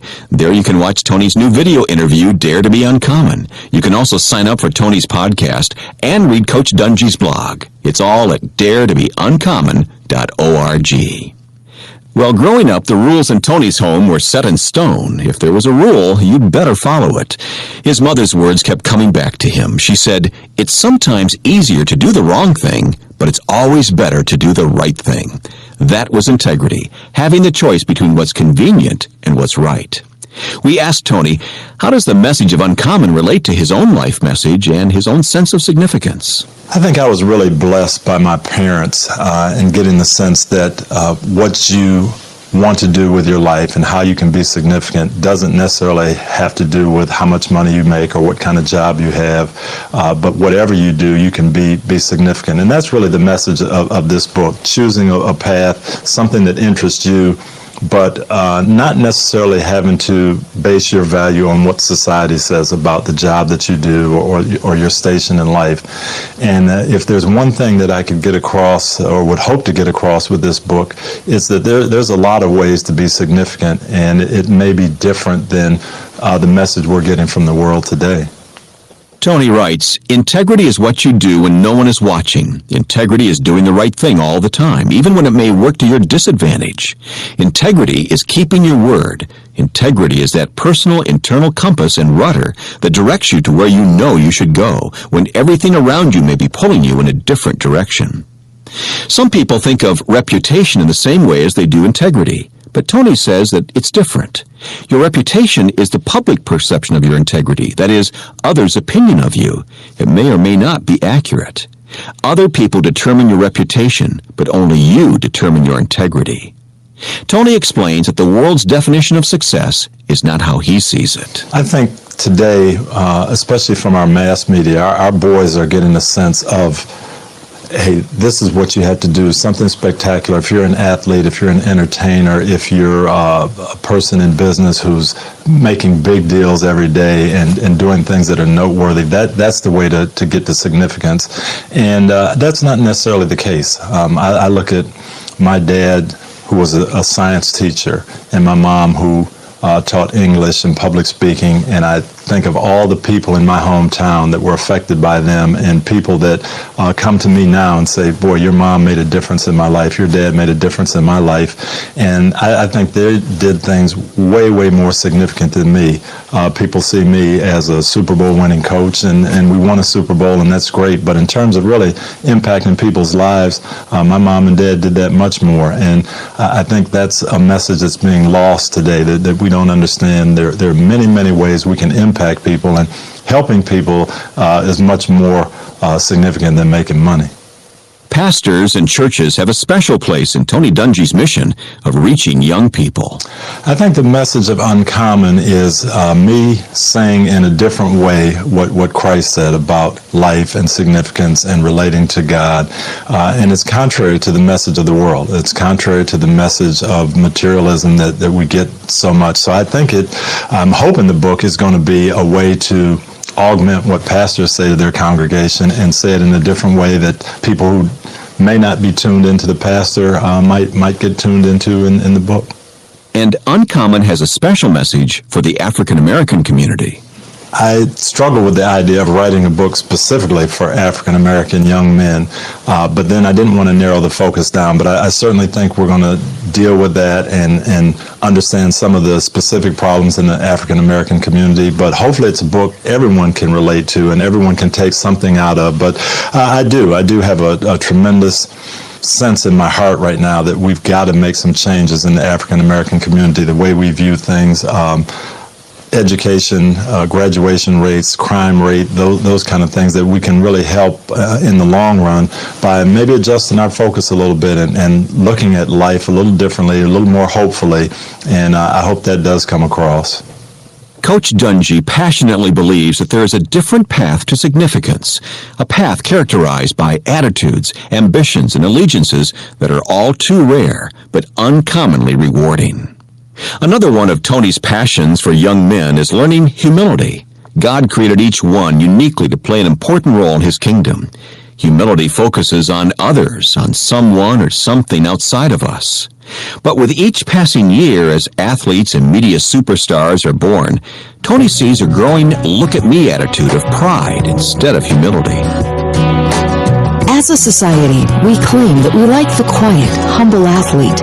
But when you watch TV highlight shows or read the papers, those guys aren't highlighted. At least not as much as the guys who are trying to bring attention to their names. Tony Dungy's mother always told him never to toot his own horn. She may have been thinking of Proverbs 27:2, which says, "Let someone else praise you, not your own mouth. A stranger, not your own lips." Muhammad Ali had the opposite effect on a lot of guys in Tony's generation. Do you remember his slogan? I am the greatest! That was his signature line. And the more he said it, the more people came to watch him. And the more people came, the more he got paid. Joe Namath made a guarantee of victory in Super Bowl III, pulled it off, and became a larger-than-life figure in NFL football. Ali and Namath came along just as sports on television was really growing, and they were just what television needed, attractions. As Tony's generation watched, the idea of the humble athlete, the guy who let his play on the field do his talking, got chipped away. The media seemed to like guys who were going to provide the highlight, the soundbite, the audience thrill. Barry Sanders and Deion Sanders came into the NFL together in 1989. Barry was old school. He did his job, played spectacular football, and when he scored touchdowns, he handed the ball to the official and headed back to the bench. After games, it was hard to get him to talk about himself. He would praise his offensive linemen, then head out and stay away from the cameras as much as possible. As great as Barry Sanders was, and as much as we admired his skill on the field, the media tended to gravitate more to Deion Sanders. Self-proclaimed primetime, Deion was flashy, loud, and proud. He played great and was always ready to put on a show, especially for the cameras. Behind the scenes, they probably weren't much different. Everyone who played with Deion says he was hardworking, a great teammate, and not really like the primetime persona. But Deion figured out early that in our society, flash sells. He had endorsements, shoes, clothing lines, and notoriety. And the media perpetuated this, so that the more you do to bring attention to yourself, the more they focus in on you. There's a proverb that says, pride goes before destruction. Time and time again, we see examples where the fine line between confidence and pride has been blurred, resulting in fall after fall. Confidence is a realization that God has given abilities and created certain people to fill a unique role that no one else is called to fill. It is born in humility. Humility focuses on being uncommon with others, focusing on someone or something outside of us. You're listening to the Uncommon Radio Special featuring Tony Dungy, author of the new book titled Uncommon, Finding Your Path to Significance. We'll be right back with more after this.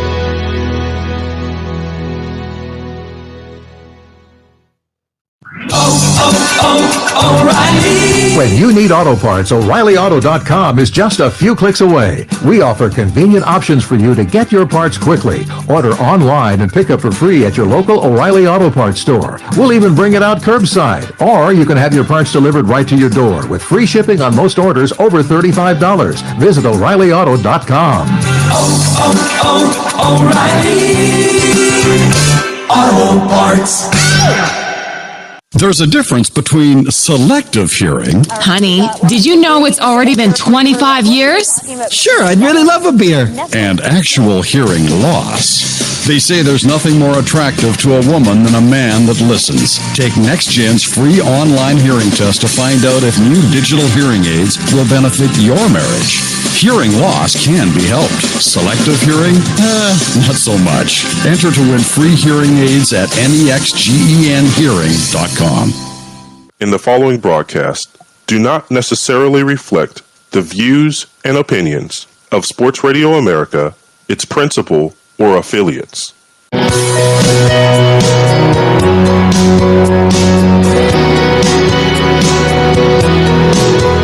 Welcome back to the Uncommon Radio Special, brought to you by Tyndale House Publishers and featuring Tony Dungy, author of the new book titled Uncommon, Finding Your Path to Significance.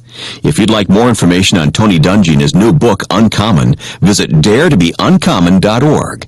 There you can watch Tony's new video interview, Dare to Be Uncommon. Read what people are saying about Tony and his strong faith in God. Sign up for Tony's podcast and read Coach Dungy's blog. It's all at daretobeuncommon.org. Lynn Swann was one of the finest receivers ever to play the game of football. A star out of Southern Cal, Lynn was a great player for the Steelers. But he also had something very uncommon in his life. Lynn took ballet.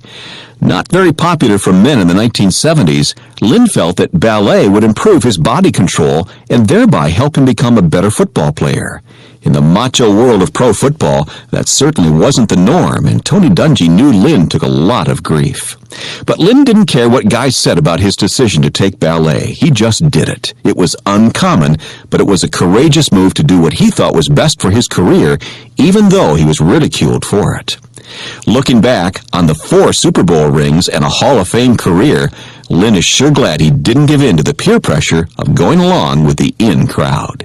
Tony shares another story of someone's uncommon example in life. I had a young man that played for me, Derek Brooks in Tampa, and most athletes 25, 26 years old are thinking about how they can make money and spend money, and Derek took a group of 20 young students and just said, hey, I want you to stay with me. We're going to do some things. We're going to make sure that you see things, but you have to go to school, have to really strive to get good grades. You have to really strive to stay out of trouble.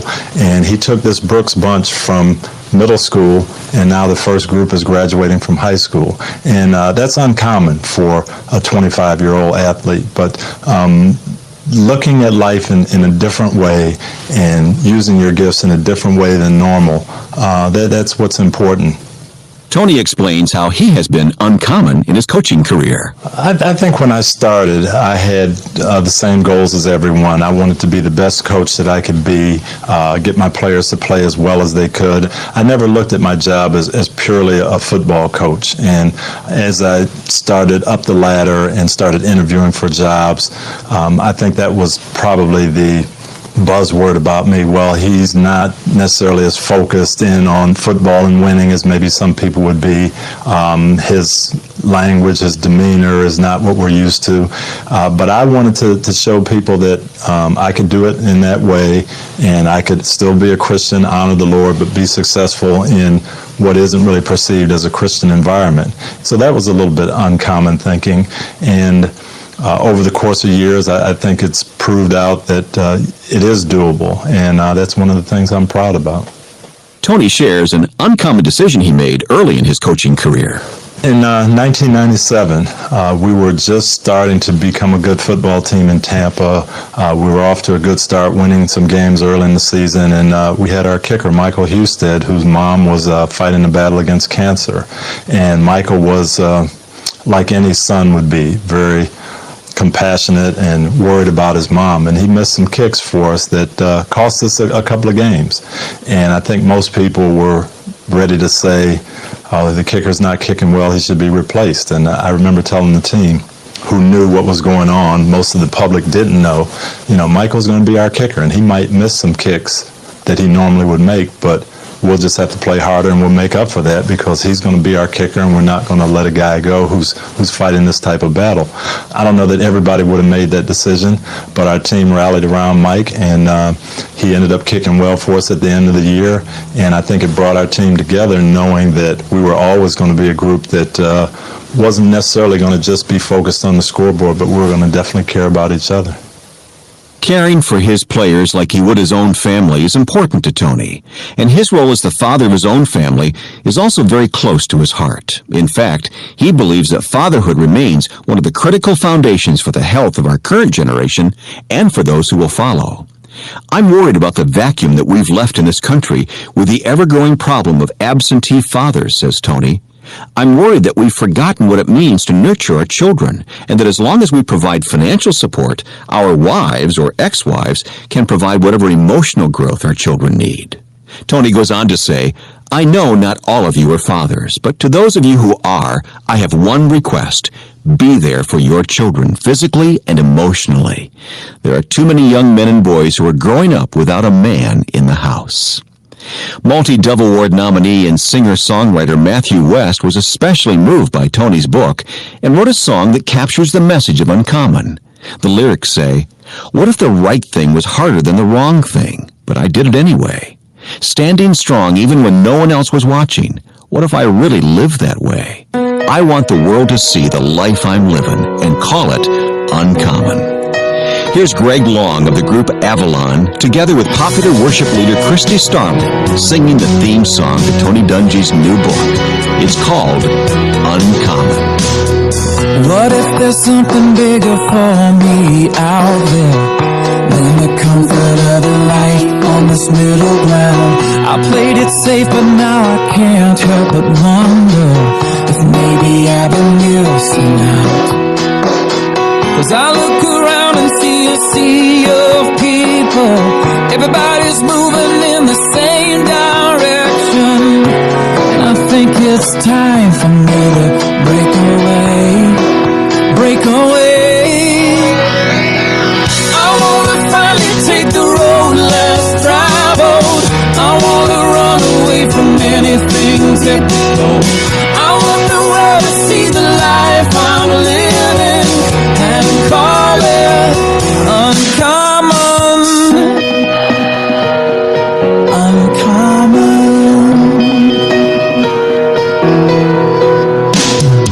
What if the right thing was harder than the wrong thing, but I did it anyway? Standing strong even when no one else was watching. What if I really lived that way? Every heart has its defining moment. This is mine and I'm not gonna miss it. I wanna finally take the road less traveled. I wanna run away from anything typical. I want the world to see the life I'm living and call it uncommon. I don't care if it makes me look different. I'm never letting go of my conviction. Let the world see the life I'm living and call it uncommon. I'm done with the easy way out.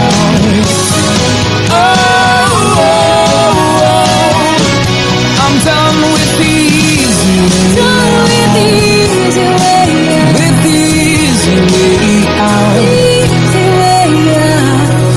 What if I made it to the end of my days here, only to find that my legacy is nowhere to be found? I don't wanna waste another second. Give me the strength to start right now. Right now. Right now. Right now. Right now. Right now. Right now. Take the road less traveled. I wanna run away from anything typical. I want the world to see the life I'm uncommon. I don't care if it makes me look different. I'm never letting go of my conviction. Let the world see the life I'm living and call it uncommon. Uncommon. Call it uncommon. I'm done with the easy way out. That's Greg Long and Christy Starling together singing the theme song to Tony Dungy's new book. It's called Uncommon, written by Matthew West. You're listening to the Uncommon Radio Special featuring Super Bowl winning coach Tony Dungy, author of the new book titled Uncommon, Finding Your Path to Significance. In the 1992 Summer Olympics in Barcelona, Spain, Derek Redmond believed he could win a silver medal for Great Britain. After 5 years of daily training and 8 operations on his Achilles tendons, he had won the first 2 heats and was running in the semifinals of the 400 meters. Things were going as planned until coming out of the first turn. This is one story of uncommon love and support from a cheering dad to his Olympic son. In the 1992 Summer Olympics in Barcelona, Spain, Derek Redmond believed he could win a silver medal for Great Britain. After 5 years of daily training and 8 operations on his Achilles tendons, he had won the first 2 heats and was running in the semifinals of the 400 meters. Things were going as planned until coming out of the first turn. And Redmond has broken down. He's on the track, kneeling down, and Derek Redmond... He heard a snap and felt a sharp pain in his left leg and went down in a heap on the track as he realized that his left hamstring had literally exploded, and with it, his dreams of an Olympic medal. Redmond got to his feet and began to run, hop really, to finish the race. He later said that he was determined to finish and therefore waved off the race officials who were running toward him with a stretcher. And then he felt a hand on his shoulder.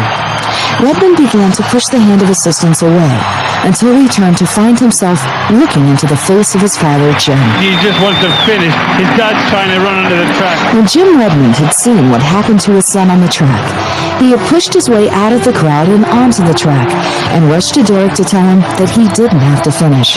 When Derek insisted that he finish, Jim told him that they would finish the race together. As Derek cried into Jim's shoulder as they walked the remainder of the course, race officials continued to come to their side in an effort to assist the pair. Jim now was the one who waved them off, later saying that I don't speak Spanish and I wasn't going to be stopped by anything. Now in the greatest arena in sport, he's getting the cheer of the games. Sometimes it seems too easy, or it should be. Our children just need to know that we're there, to help them to pick up the pieces of their shattered dreams, to tell them that they're okay, that failure isn't final, and in their next step, they will not be alone. Quality time is important. Being actively engaged with our children on their schoolwork or their activities, or simply reading a book is important. But sometimes they simply need quantity time too, and lots of it. Even if there's nothing special on the agenda, they need to know that we've chosen to be in the room or in the house with them over all the other interests competing for our time.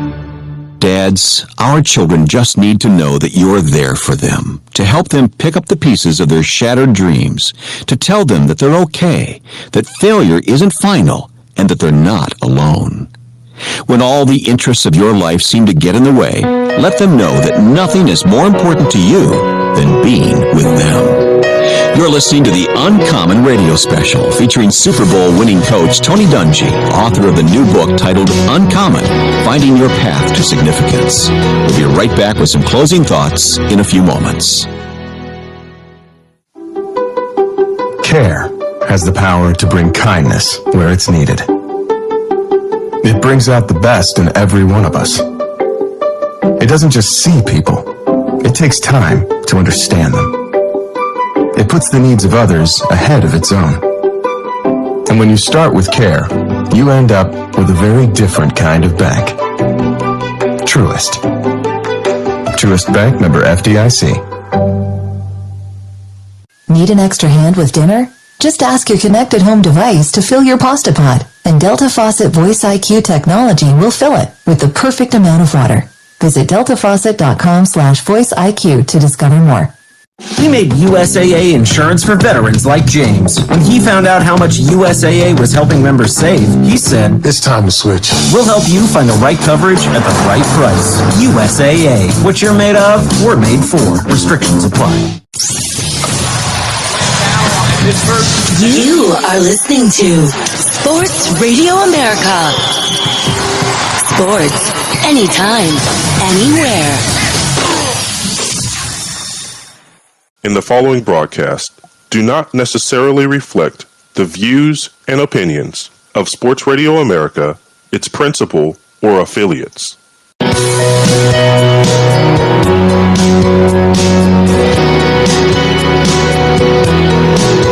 Welcome back to the Uncommon Radio Special, brought to you by Tyndale House Publishers and featuring Super Bowl winning coach Tony Dungy, author of the new book titled Uncommon, Finding Your Path to Significance.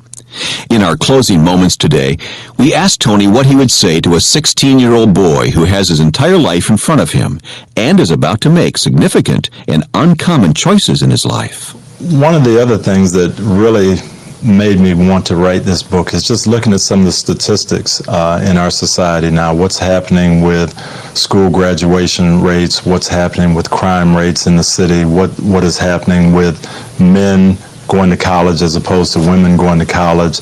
And I really want to encourage our young boys especially to look at things maybe a little differently than society is telling you to look at. And the importance of education, the importance of being yourself, the importance of not necessarily following the crowd. And if there was one lesson I got from my dad, it was that don't feel like you have to do what everyone else is doing. If you want to branch out and go a different way, you become a leader. And that's probably the biggest hope in this book, that I can encourage some young men to lead in their own way. Super Bowl winning coach and #1 New York Times best-selling author Tony Dungy has had an unusual opportunity to reflect on what it takes to achieve significance. He is looked to by many as the epitome of the success and significance that is highly valued in our culture. He also works every day with young men who are trying to achieve significance through football and all that goes with a professional athletic career, such as money, power, and celebrity. Coach Dungy has had all that, but he passionately believes that there is a different path to significance, a path characterized by attitudes, ambitions, and allegiances that are all too rare but uncommonly rewarding. If you'd like more information on Tony Dungy and his new book, Uncommon, visit daretobeuncommon.org. There you can watch Tony's new video interview, Dare to Be Uncommon. Read what people are saying about Tony and his strong faith in God. Sign up for Tony's podcast and read Coach Dungy's blog. It's all at daretobeuncommon.org. We hope you've enjoyed this Uncommon Radio Special with Coach Tony Dungy, brought to you by Tyndale House Publishers. If you'd like to view the speech by Tony given at the Athletes in Action Breakfast in 2006, go to www.beyondtheultimate.com. That's beyondtheultimate.com. The Uncommon Radio Special was written and produced by Weststar Media Group. Thanks for listening. Build the portfolio of tomorrow today with alternative investments previously reserved for only the top 1%. Yield Street's cutting-edge investment products are designed to grow your wealth, bringing you one step closer to the financial independence you crave. With minimums at just $500 and access to investments in art, real estate, venture capital, and With more. over 30 years of experience, Madurix Butcher Block in Mineral Ridge is a quality-driven company focused on great personal service. Our fresh meats are of the finest cut. We make a variety of burgers, sausages, and a full line of deli meats. Using our own smokehouse, we prepare different types of jerky, snack sticks, kibasi, bacon, hot dogs, and bone-in hams. When your tummy needs some relief, call 652-BEEF. That's 330-652-2333. Located in Applewood Estates in Boardman Township, the Applewood Swim and Tennis Club offers a pleasant family environment. Choose a membership that meets your needs and enjoy a relaxing venue that includes not only swimming for the family, but also youth activities such as competitive swimming, tennis, and more. Enjoy the friendly atmosphere all summer long with the staff and members of the Applewood Swim and Tennis Club. For more information, go to applewoodswimandtennis.com or call 330-953-2833. Whether you are a professional football champion or a fantasy football champion, Martusio Chiropractic is the place to recover from all your sports injuries. Proudly serving Trumbull County, Martusio Chiropractic is located at 369 Niles Cortland Road in Warren. Martusio Chiropractic accepts most insurance plans, now accepting new patients and offering some same-day appointments. For more information or to make an appointment, call Martusio Chiropractic at 330-856-9595. Looking for future leaders we can believe in? Look no further than the high school student athletes right here in Ohio. High school sports teach young people how to be effective leaders. It includes learning to listen, accepting responsibility, being a good role model, and it's about respect. The result, it transcends sports. It gives us hope for the future. This message presented by the Ohio High School Athletic Association and the Ohio Interscholastic Athletic Administrators Association.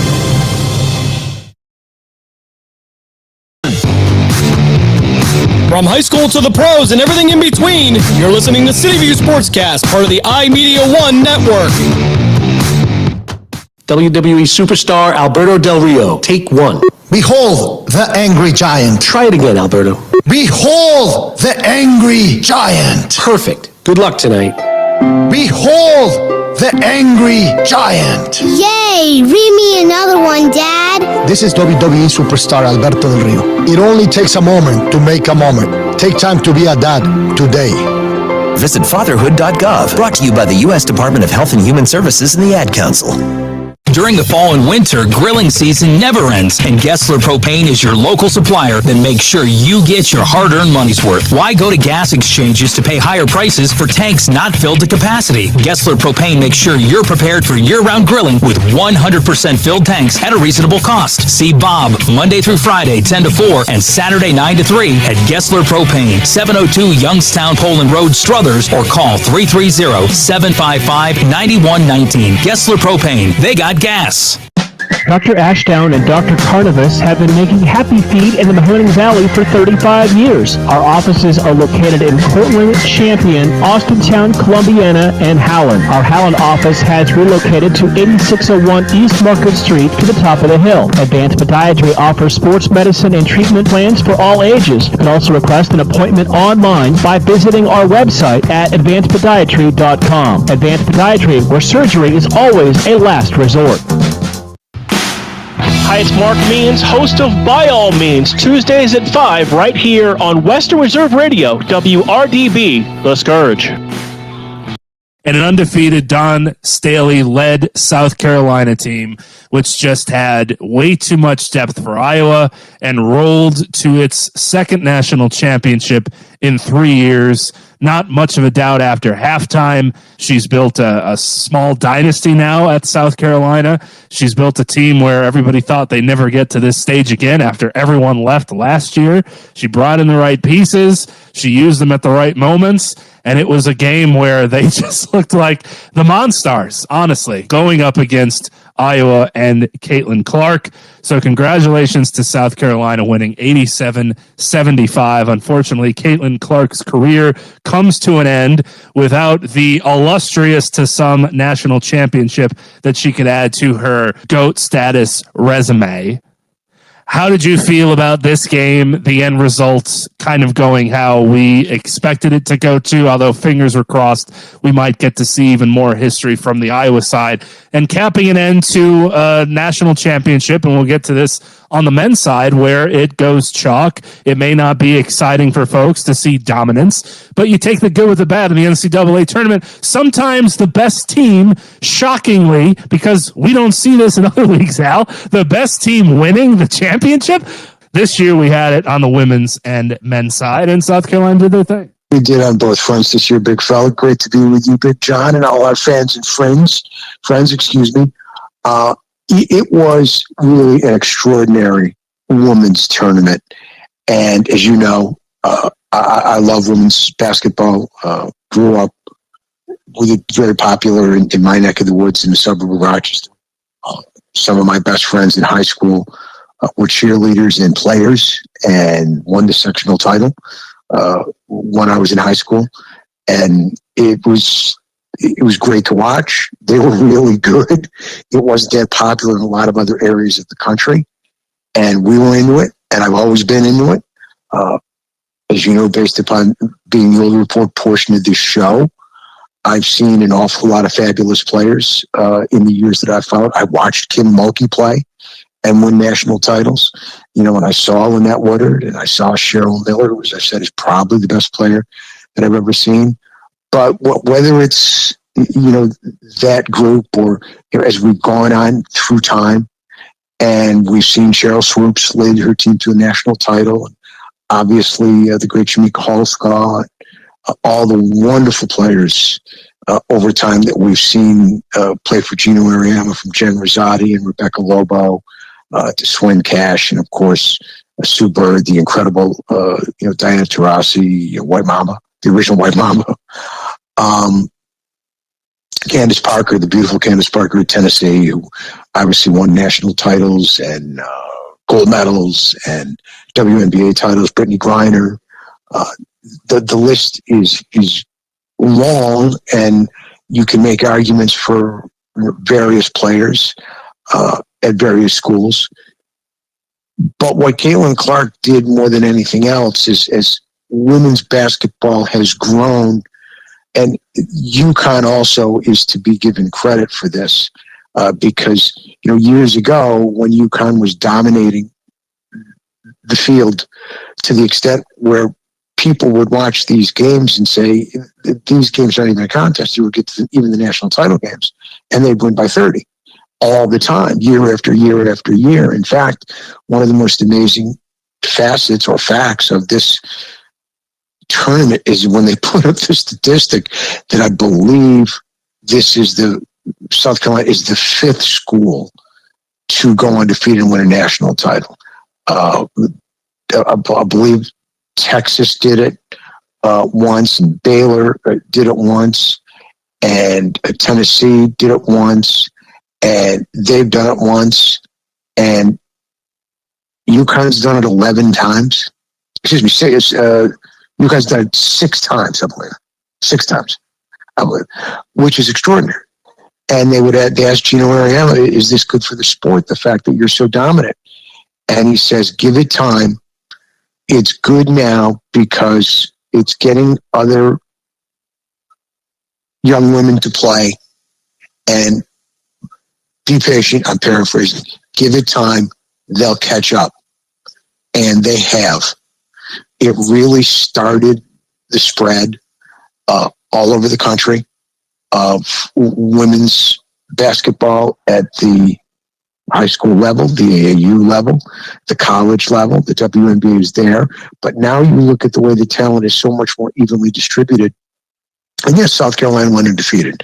And they're absolutely the best team, and they deserve it. But they had to fight. They got a handful from Tennessee during the regular season. The tournament, the SEC tournament, and won with a 3 at the buzzer by a Cardozo Miracle 3. Worst defense I think we've ever seen in women's basketball history. They got a battle from UCLA. Last year they lost to Iowa. They had the best team this year. They were the deepest team. Dawn Staley did a fabulous job of coaching them. But the thing about Caitlin Clark is that, is she the GOAT? Probably not. Not in my mind. I told you I thought Cheryl Miller was the best player I've ever seen. And all of the gals that I mentioned in this conversation were fabulous. And you could make an argument for them. But as Bob Costas once very brilliantly said on the MLB Network in a special on Jackie Robinson, and I'm paraphrasing, but he said, Jackie Robinson may not have been the greatest player of all time, but a more important player than Jackie Robinson? Who? And that's what I would say about Caitlin Clark. She's got incredible talents and does things we probably haven't seen anybody do on the women's front before, because of the way the game has changed. We talk about this all the time. Well, look at what Steph does. Well, if the game was different when Calvin Murphy was playing. Oh, he made all those 30-footers, and Pistol Pete made so many of his 30-footers. But if there was a three back then, and there was so much more emphasis on the three with the analytics, there are other guys who were incredibly great who probably would have done what Steph Curry has done. But Steph Curry's the first that's done it with his skill set and with the way the game has changed. And like so many of those girls that I just mentioned, whether it was Taurasi or whether it was Cheryl Miller or Carol Blazejowski, who I didn't mention before, or Ann Myers, or Cheryl Swoops, so many others, had the game been had more of an emphasis on the three, then maybe they would have done what she did. But she's the first. She's the first to come up, step back, and knock down 30-footers. And do it in a fashion that electrifies the crowd. Do it in a fashion that is night after night after night after night, as our fearless leader says, and do it to help her team win. They didn't just win sometime. They went to 2 national title games and lost to 2 better teams. And were in the hunt, especially in this one, when they came out flying and she knocked down 18 points in the first quarter. And you're rooting and you think, could this happen? And her teammates are knocking down shots. And then Dawn Staley shows her greatness of both her as a coach and her team, because the strength of her team was its depth, and not just its depth, but the excellence of that depth. And I was curious when this game started, what would Dawn Staley do? Would she continue to rely on the depth, or would she do what a lot of coaches do in big series at the professional level, or just the postseason in general, or big games? Would she shorten her bench? Would she not have quite as much confidence in the freshman Johnson or the transfer Pow if they were in a big spot where they were down? And I know it was early, but they were down considerably. But she went right to her bench, and Johnson and that bench turned the game around. What was the final? What was the bench scoring? 37-0, I believe. And the girls coming off the bench won the game. And the Iowa coach coached the game exactly the way I thought she should have coached it, which was, you got to make those players in particular, coming off the bench, Johnson, the freshman, Papa, you got to make them make threes. Because if you don't, it's just going to be layups all night because of their size.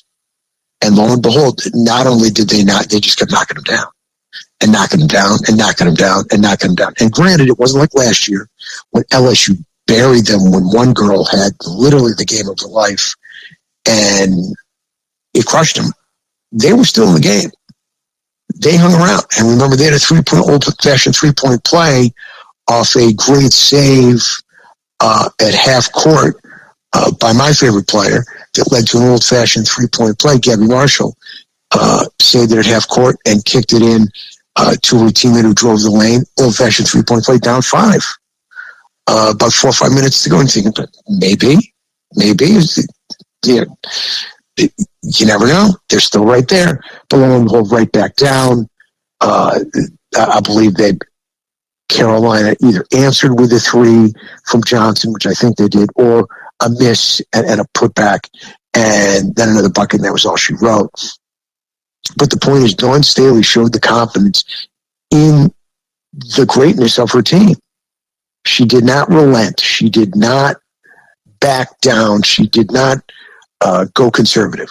She played the way she continued to play all year long with that group, showed the confidence in all her players who contributed all year long. And those players off the bench are the ones who won the game for her. And they were just too much. It was too much for Iowa, too many players, too much size. I really think Caitlin Clark and the Iowa girls probably ran out of gas a little bit because, they're playing 5-on-9 or 6-on-9, and they're going up and down because that's the pace they play. It's the pace both teams play. It was a fast-paced game. And I think she wore down a little bit. And when they put the Johnson girl on her, that helped a lot with her size. And the best team won. But what Caitlin Clark did for the women's game, and look, let's call a spade a spade. It's not all women watching that game. Okay, it's not 18 million women watching that game. She didn't just do it for women's basketball. She did it for basketball. There's a ton of basketball fans out there watching that game because of Iowa and the way Caitlin Clark plays and because of the excellence of Dawn Staley's team. That's basketball and sports fans who tuned in to see an event, a happening. And that was because of Caitlin Clark and her Iowa teammates and what Dawn Staley and her team accomplished. And they are to be lauded for the way they played, for the way they carried themselves, for the class with which they won and the class with which they lost. It was a happening, plain and simple. And she is a remarkable player. And people say, well, she should go. Of course you should go. It's time. It's time. There's no reason to come back for a fifth year and then you have to deal with the crew. Why is she coming back? She's already broken her. She's coming back to her. Enough. She has done everything she needs and has to do. And she has left the game in very capable hands. South Carolina's not going anywhere. Here comes UConn again with Paige Beckers and the number one recruit in the country. Juju's at USC. The women's college game is at the highest of levels. Thanks to Caitlin Clark. And mark my words, it will stay there. Now, 18 million watch the game next year? Probably not. But women's college basketball is here to stay in the public eye, in the mainstream, because of what this group led. So I'm not going to put it all on Caitlin Clark, but what this group led by Caitlin Clark accomplished these last 2 years. Well, the cool thing is, and you know this as a sports fan or sports radio listener as much as I and the listeners do, is Caitlin Clark made women's basketball part of the normal sports conversation that we have daily about everything. And stupid conversations. Is she the greatest of all time? Is she to this? Are they to that? But it wasn't even the normal conversation. It led the conversation. Right, it led the conversation. It was not a sidebar. It was the conversation. Right. Let's take a quick break to pay the bills. He's Al Renato. I'm John Lund. We'll be right back with the new report, old report, here on Sports Radio America.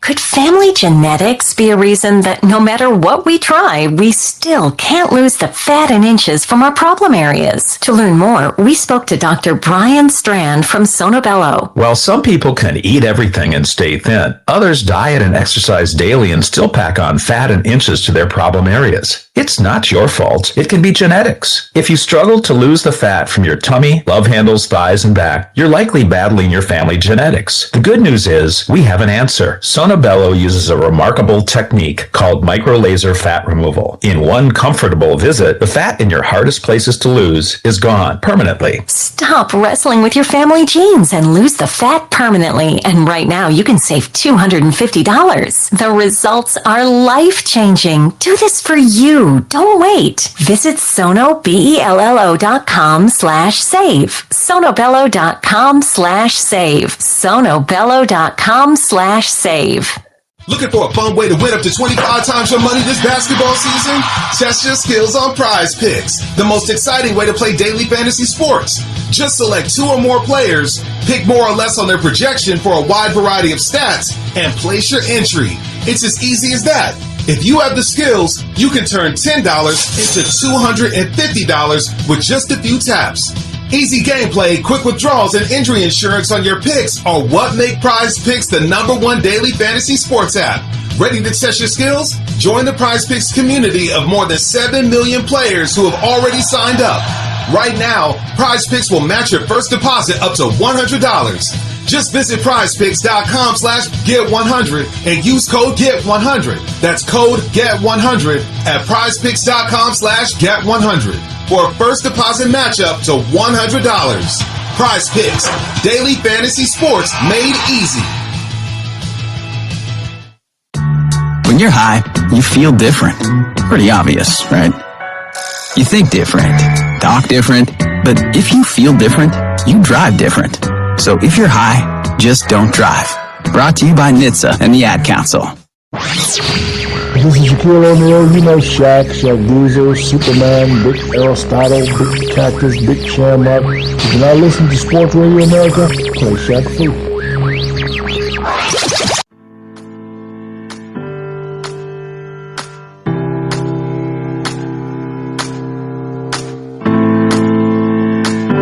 We welcome you back. I'm John Lund. He's Al Renato, and this is the New Report, Old Report.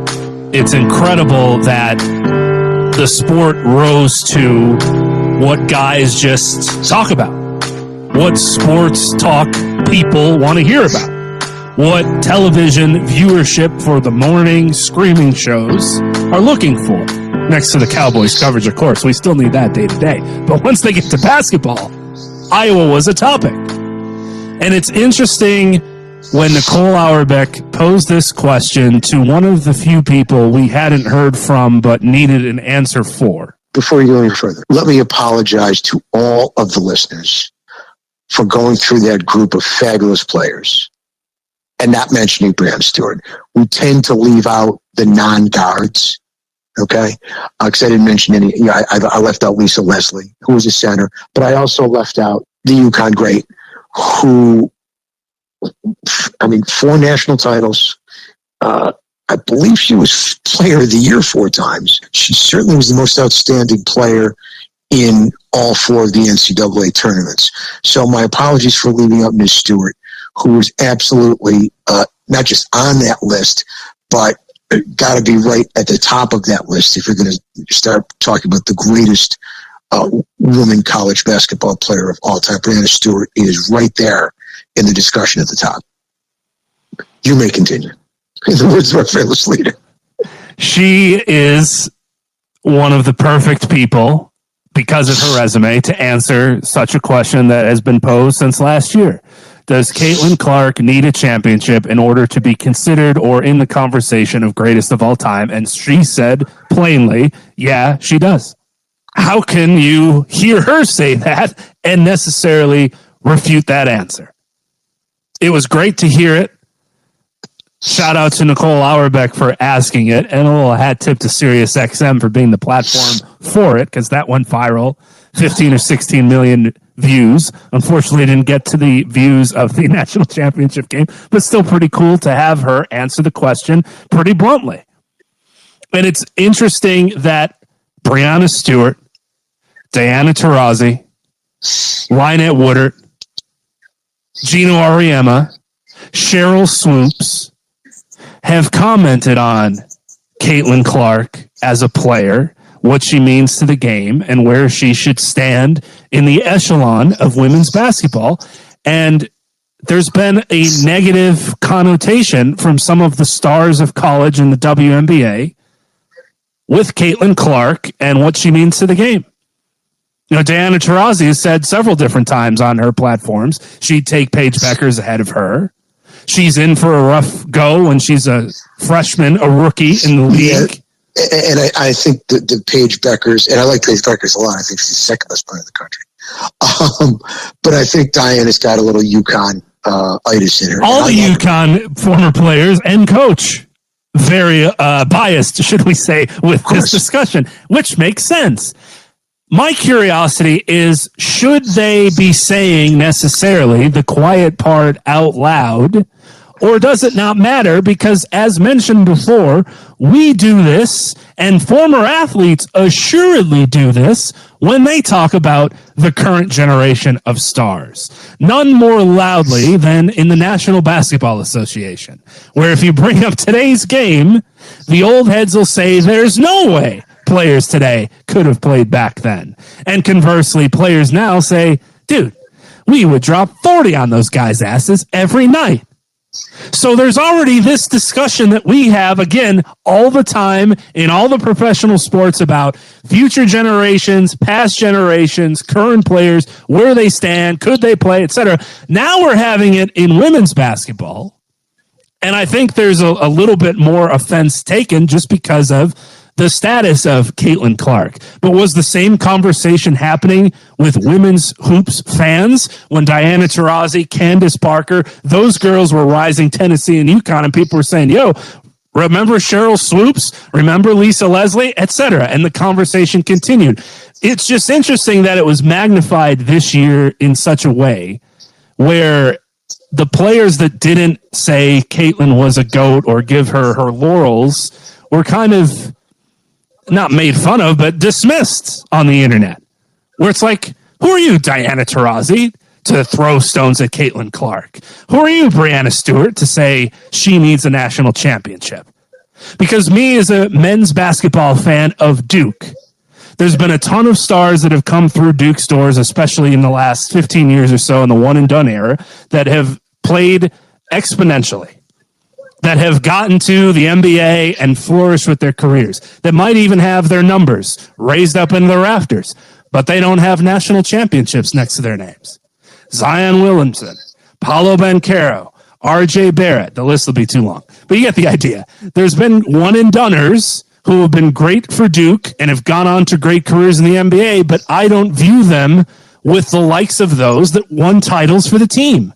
The NBA career is great, but as a Duke fan, I don't care about that. You're going to play for some random team in the league. It's nice. I'm glad you came to Duke. You were here for a cup of coffee, didn't win anything, and now you left. So it's a different feeling as a fan when you don't have that success for the team I'm rooting for. Sure, I root for you, but you're also rooting for the team. So that's all to say, these discussions are had all the time. It was just interesting that the Brianna Stewarts, the Deanna Taurasi's, what Gino said after they lost, stuff like that against Caitlin Clark was viewed very negatively, whereas it hasn't necessarily been that way in other arguments, if that makes sense. I don't know where you stand on her not necessarily getting all the love. And then those people, like Lynette Woodard, had to backtrack what she said, where it's basically along the lines of play with a men's ball and only shoot twos and then come back to me. My record still means something, to which she then had to say, like, no, Caitlin Clark is a scoring record, etc. Like, everybody has to backtrack once the internet comes after them, once they make these comments. I don't know where the different ones this time around. It was interesting. Except for, I don't remember Cheryl Swoops and the idiot Agent Zero backtracking after they totally botched on his podcast. I don't think she when did. They talked about her, when they talked about her being 25 and playing for 5 years. And is shooting 45 times a game. I don't think they ever backtracked or corrected themselves as being so uninformed, which is for Cheryl Swoops, who had one of the most amazing years in the history of the sport, and who was fabulous at Texas Tech and led them to a national title. Here we go, Al. February 19th. Cheryl Swoops apologized to Caitlin Clark for criticism of Iowa Star. Quote, I made a mistake. So she reached out privately to say she apologized. Parrish thought she would prepare before she goes in a program to talk about the most, at least at this point in time, accomplished scorer in the history of her sport. Parrish thought she would do a little homework before she went in a program, if you want to call that a program, to discuss the situation, at least know how old she was, and that this was her fourth and not her fifth year of college. But that would take, a little professionalism. And I was very surprised and very disappointed, because I have a great amount of respect for Cheryl Swoops. She's clearly one of the best players. I think when Cheryl Swoops led her team to the national title, you can look up the year. I thought it was at the time the best single season I had ever seen a women's player have. She was fabulous. And I watched a lot of her games and most of that tournament. And she was an absolutely unstoppable force and a brilliant player. Yeah, that was 1993 for anybody that wants to look that up. They won 19 in a row to finish out the season. What was their final record? 31-3. Right. Fabulous season. And she was brilliant. Yeah. And she was the best player in the country, and she was far and away the best player in the country. And went out to the WNBA and was brilliant there. Hall of so Famer. I was very Yeah, absolutely. I was very disappointed when I heard her make those errors and be so unprepared to discuss the circumstances when it was, not exactly, a minor story. It was already becoming a major story in sports and obviously in women's college basketball. And she was out to lunch, and Agent Zero was always out to lunch. I mean, his nickname is his IQ, so that didn't surprise me at all when it came to to Gilbert Arenas. But I don't think it was. The thing of it is, it's not that far removed, although time does fly, from a lot of these players played. It's only 10, 12, 13 years, 6, 7 years. But again, what we've seen with the evolution of the game is not just the growth of the three, but as people have said, she has done, from her perspective, very similarly to what Steph Curry did, in not so much college, but in the NBA. He changed the game in the NBA to where between he and the analytics and those who've tried to follow suit, the three has become the dominant force in the game. And not just a foot behind the line, 10 feet behind the line, not just 23 feet, 30 and 33 feet. Got more room to get it off, turn it loose.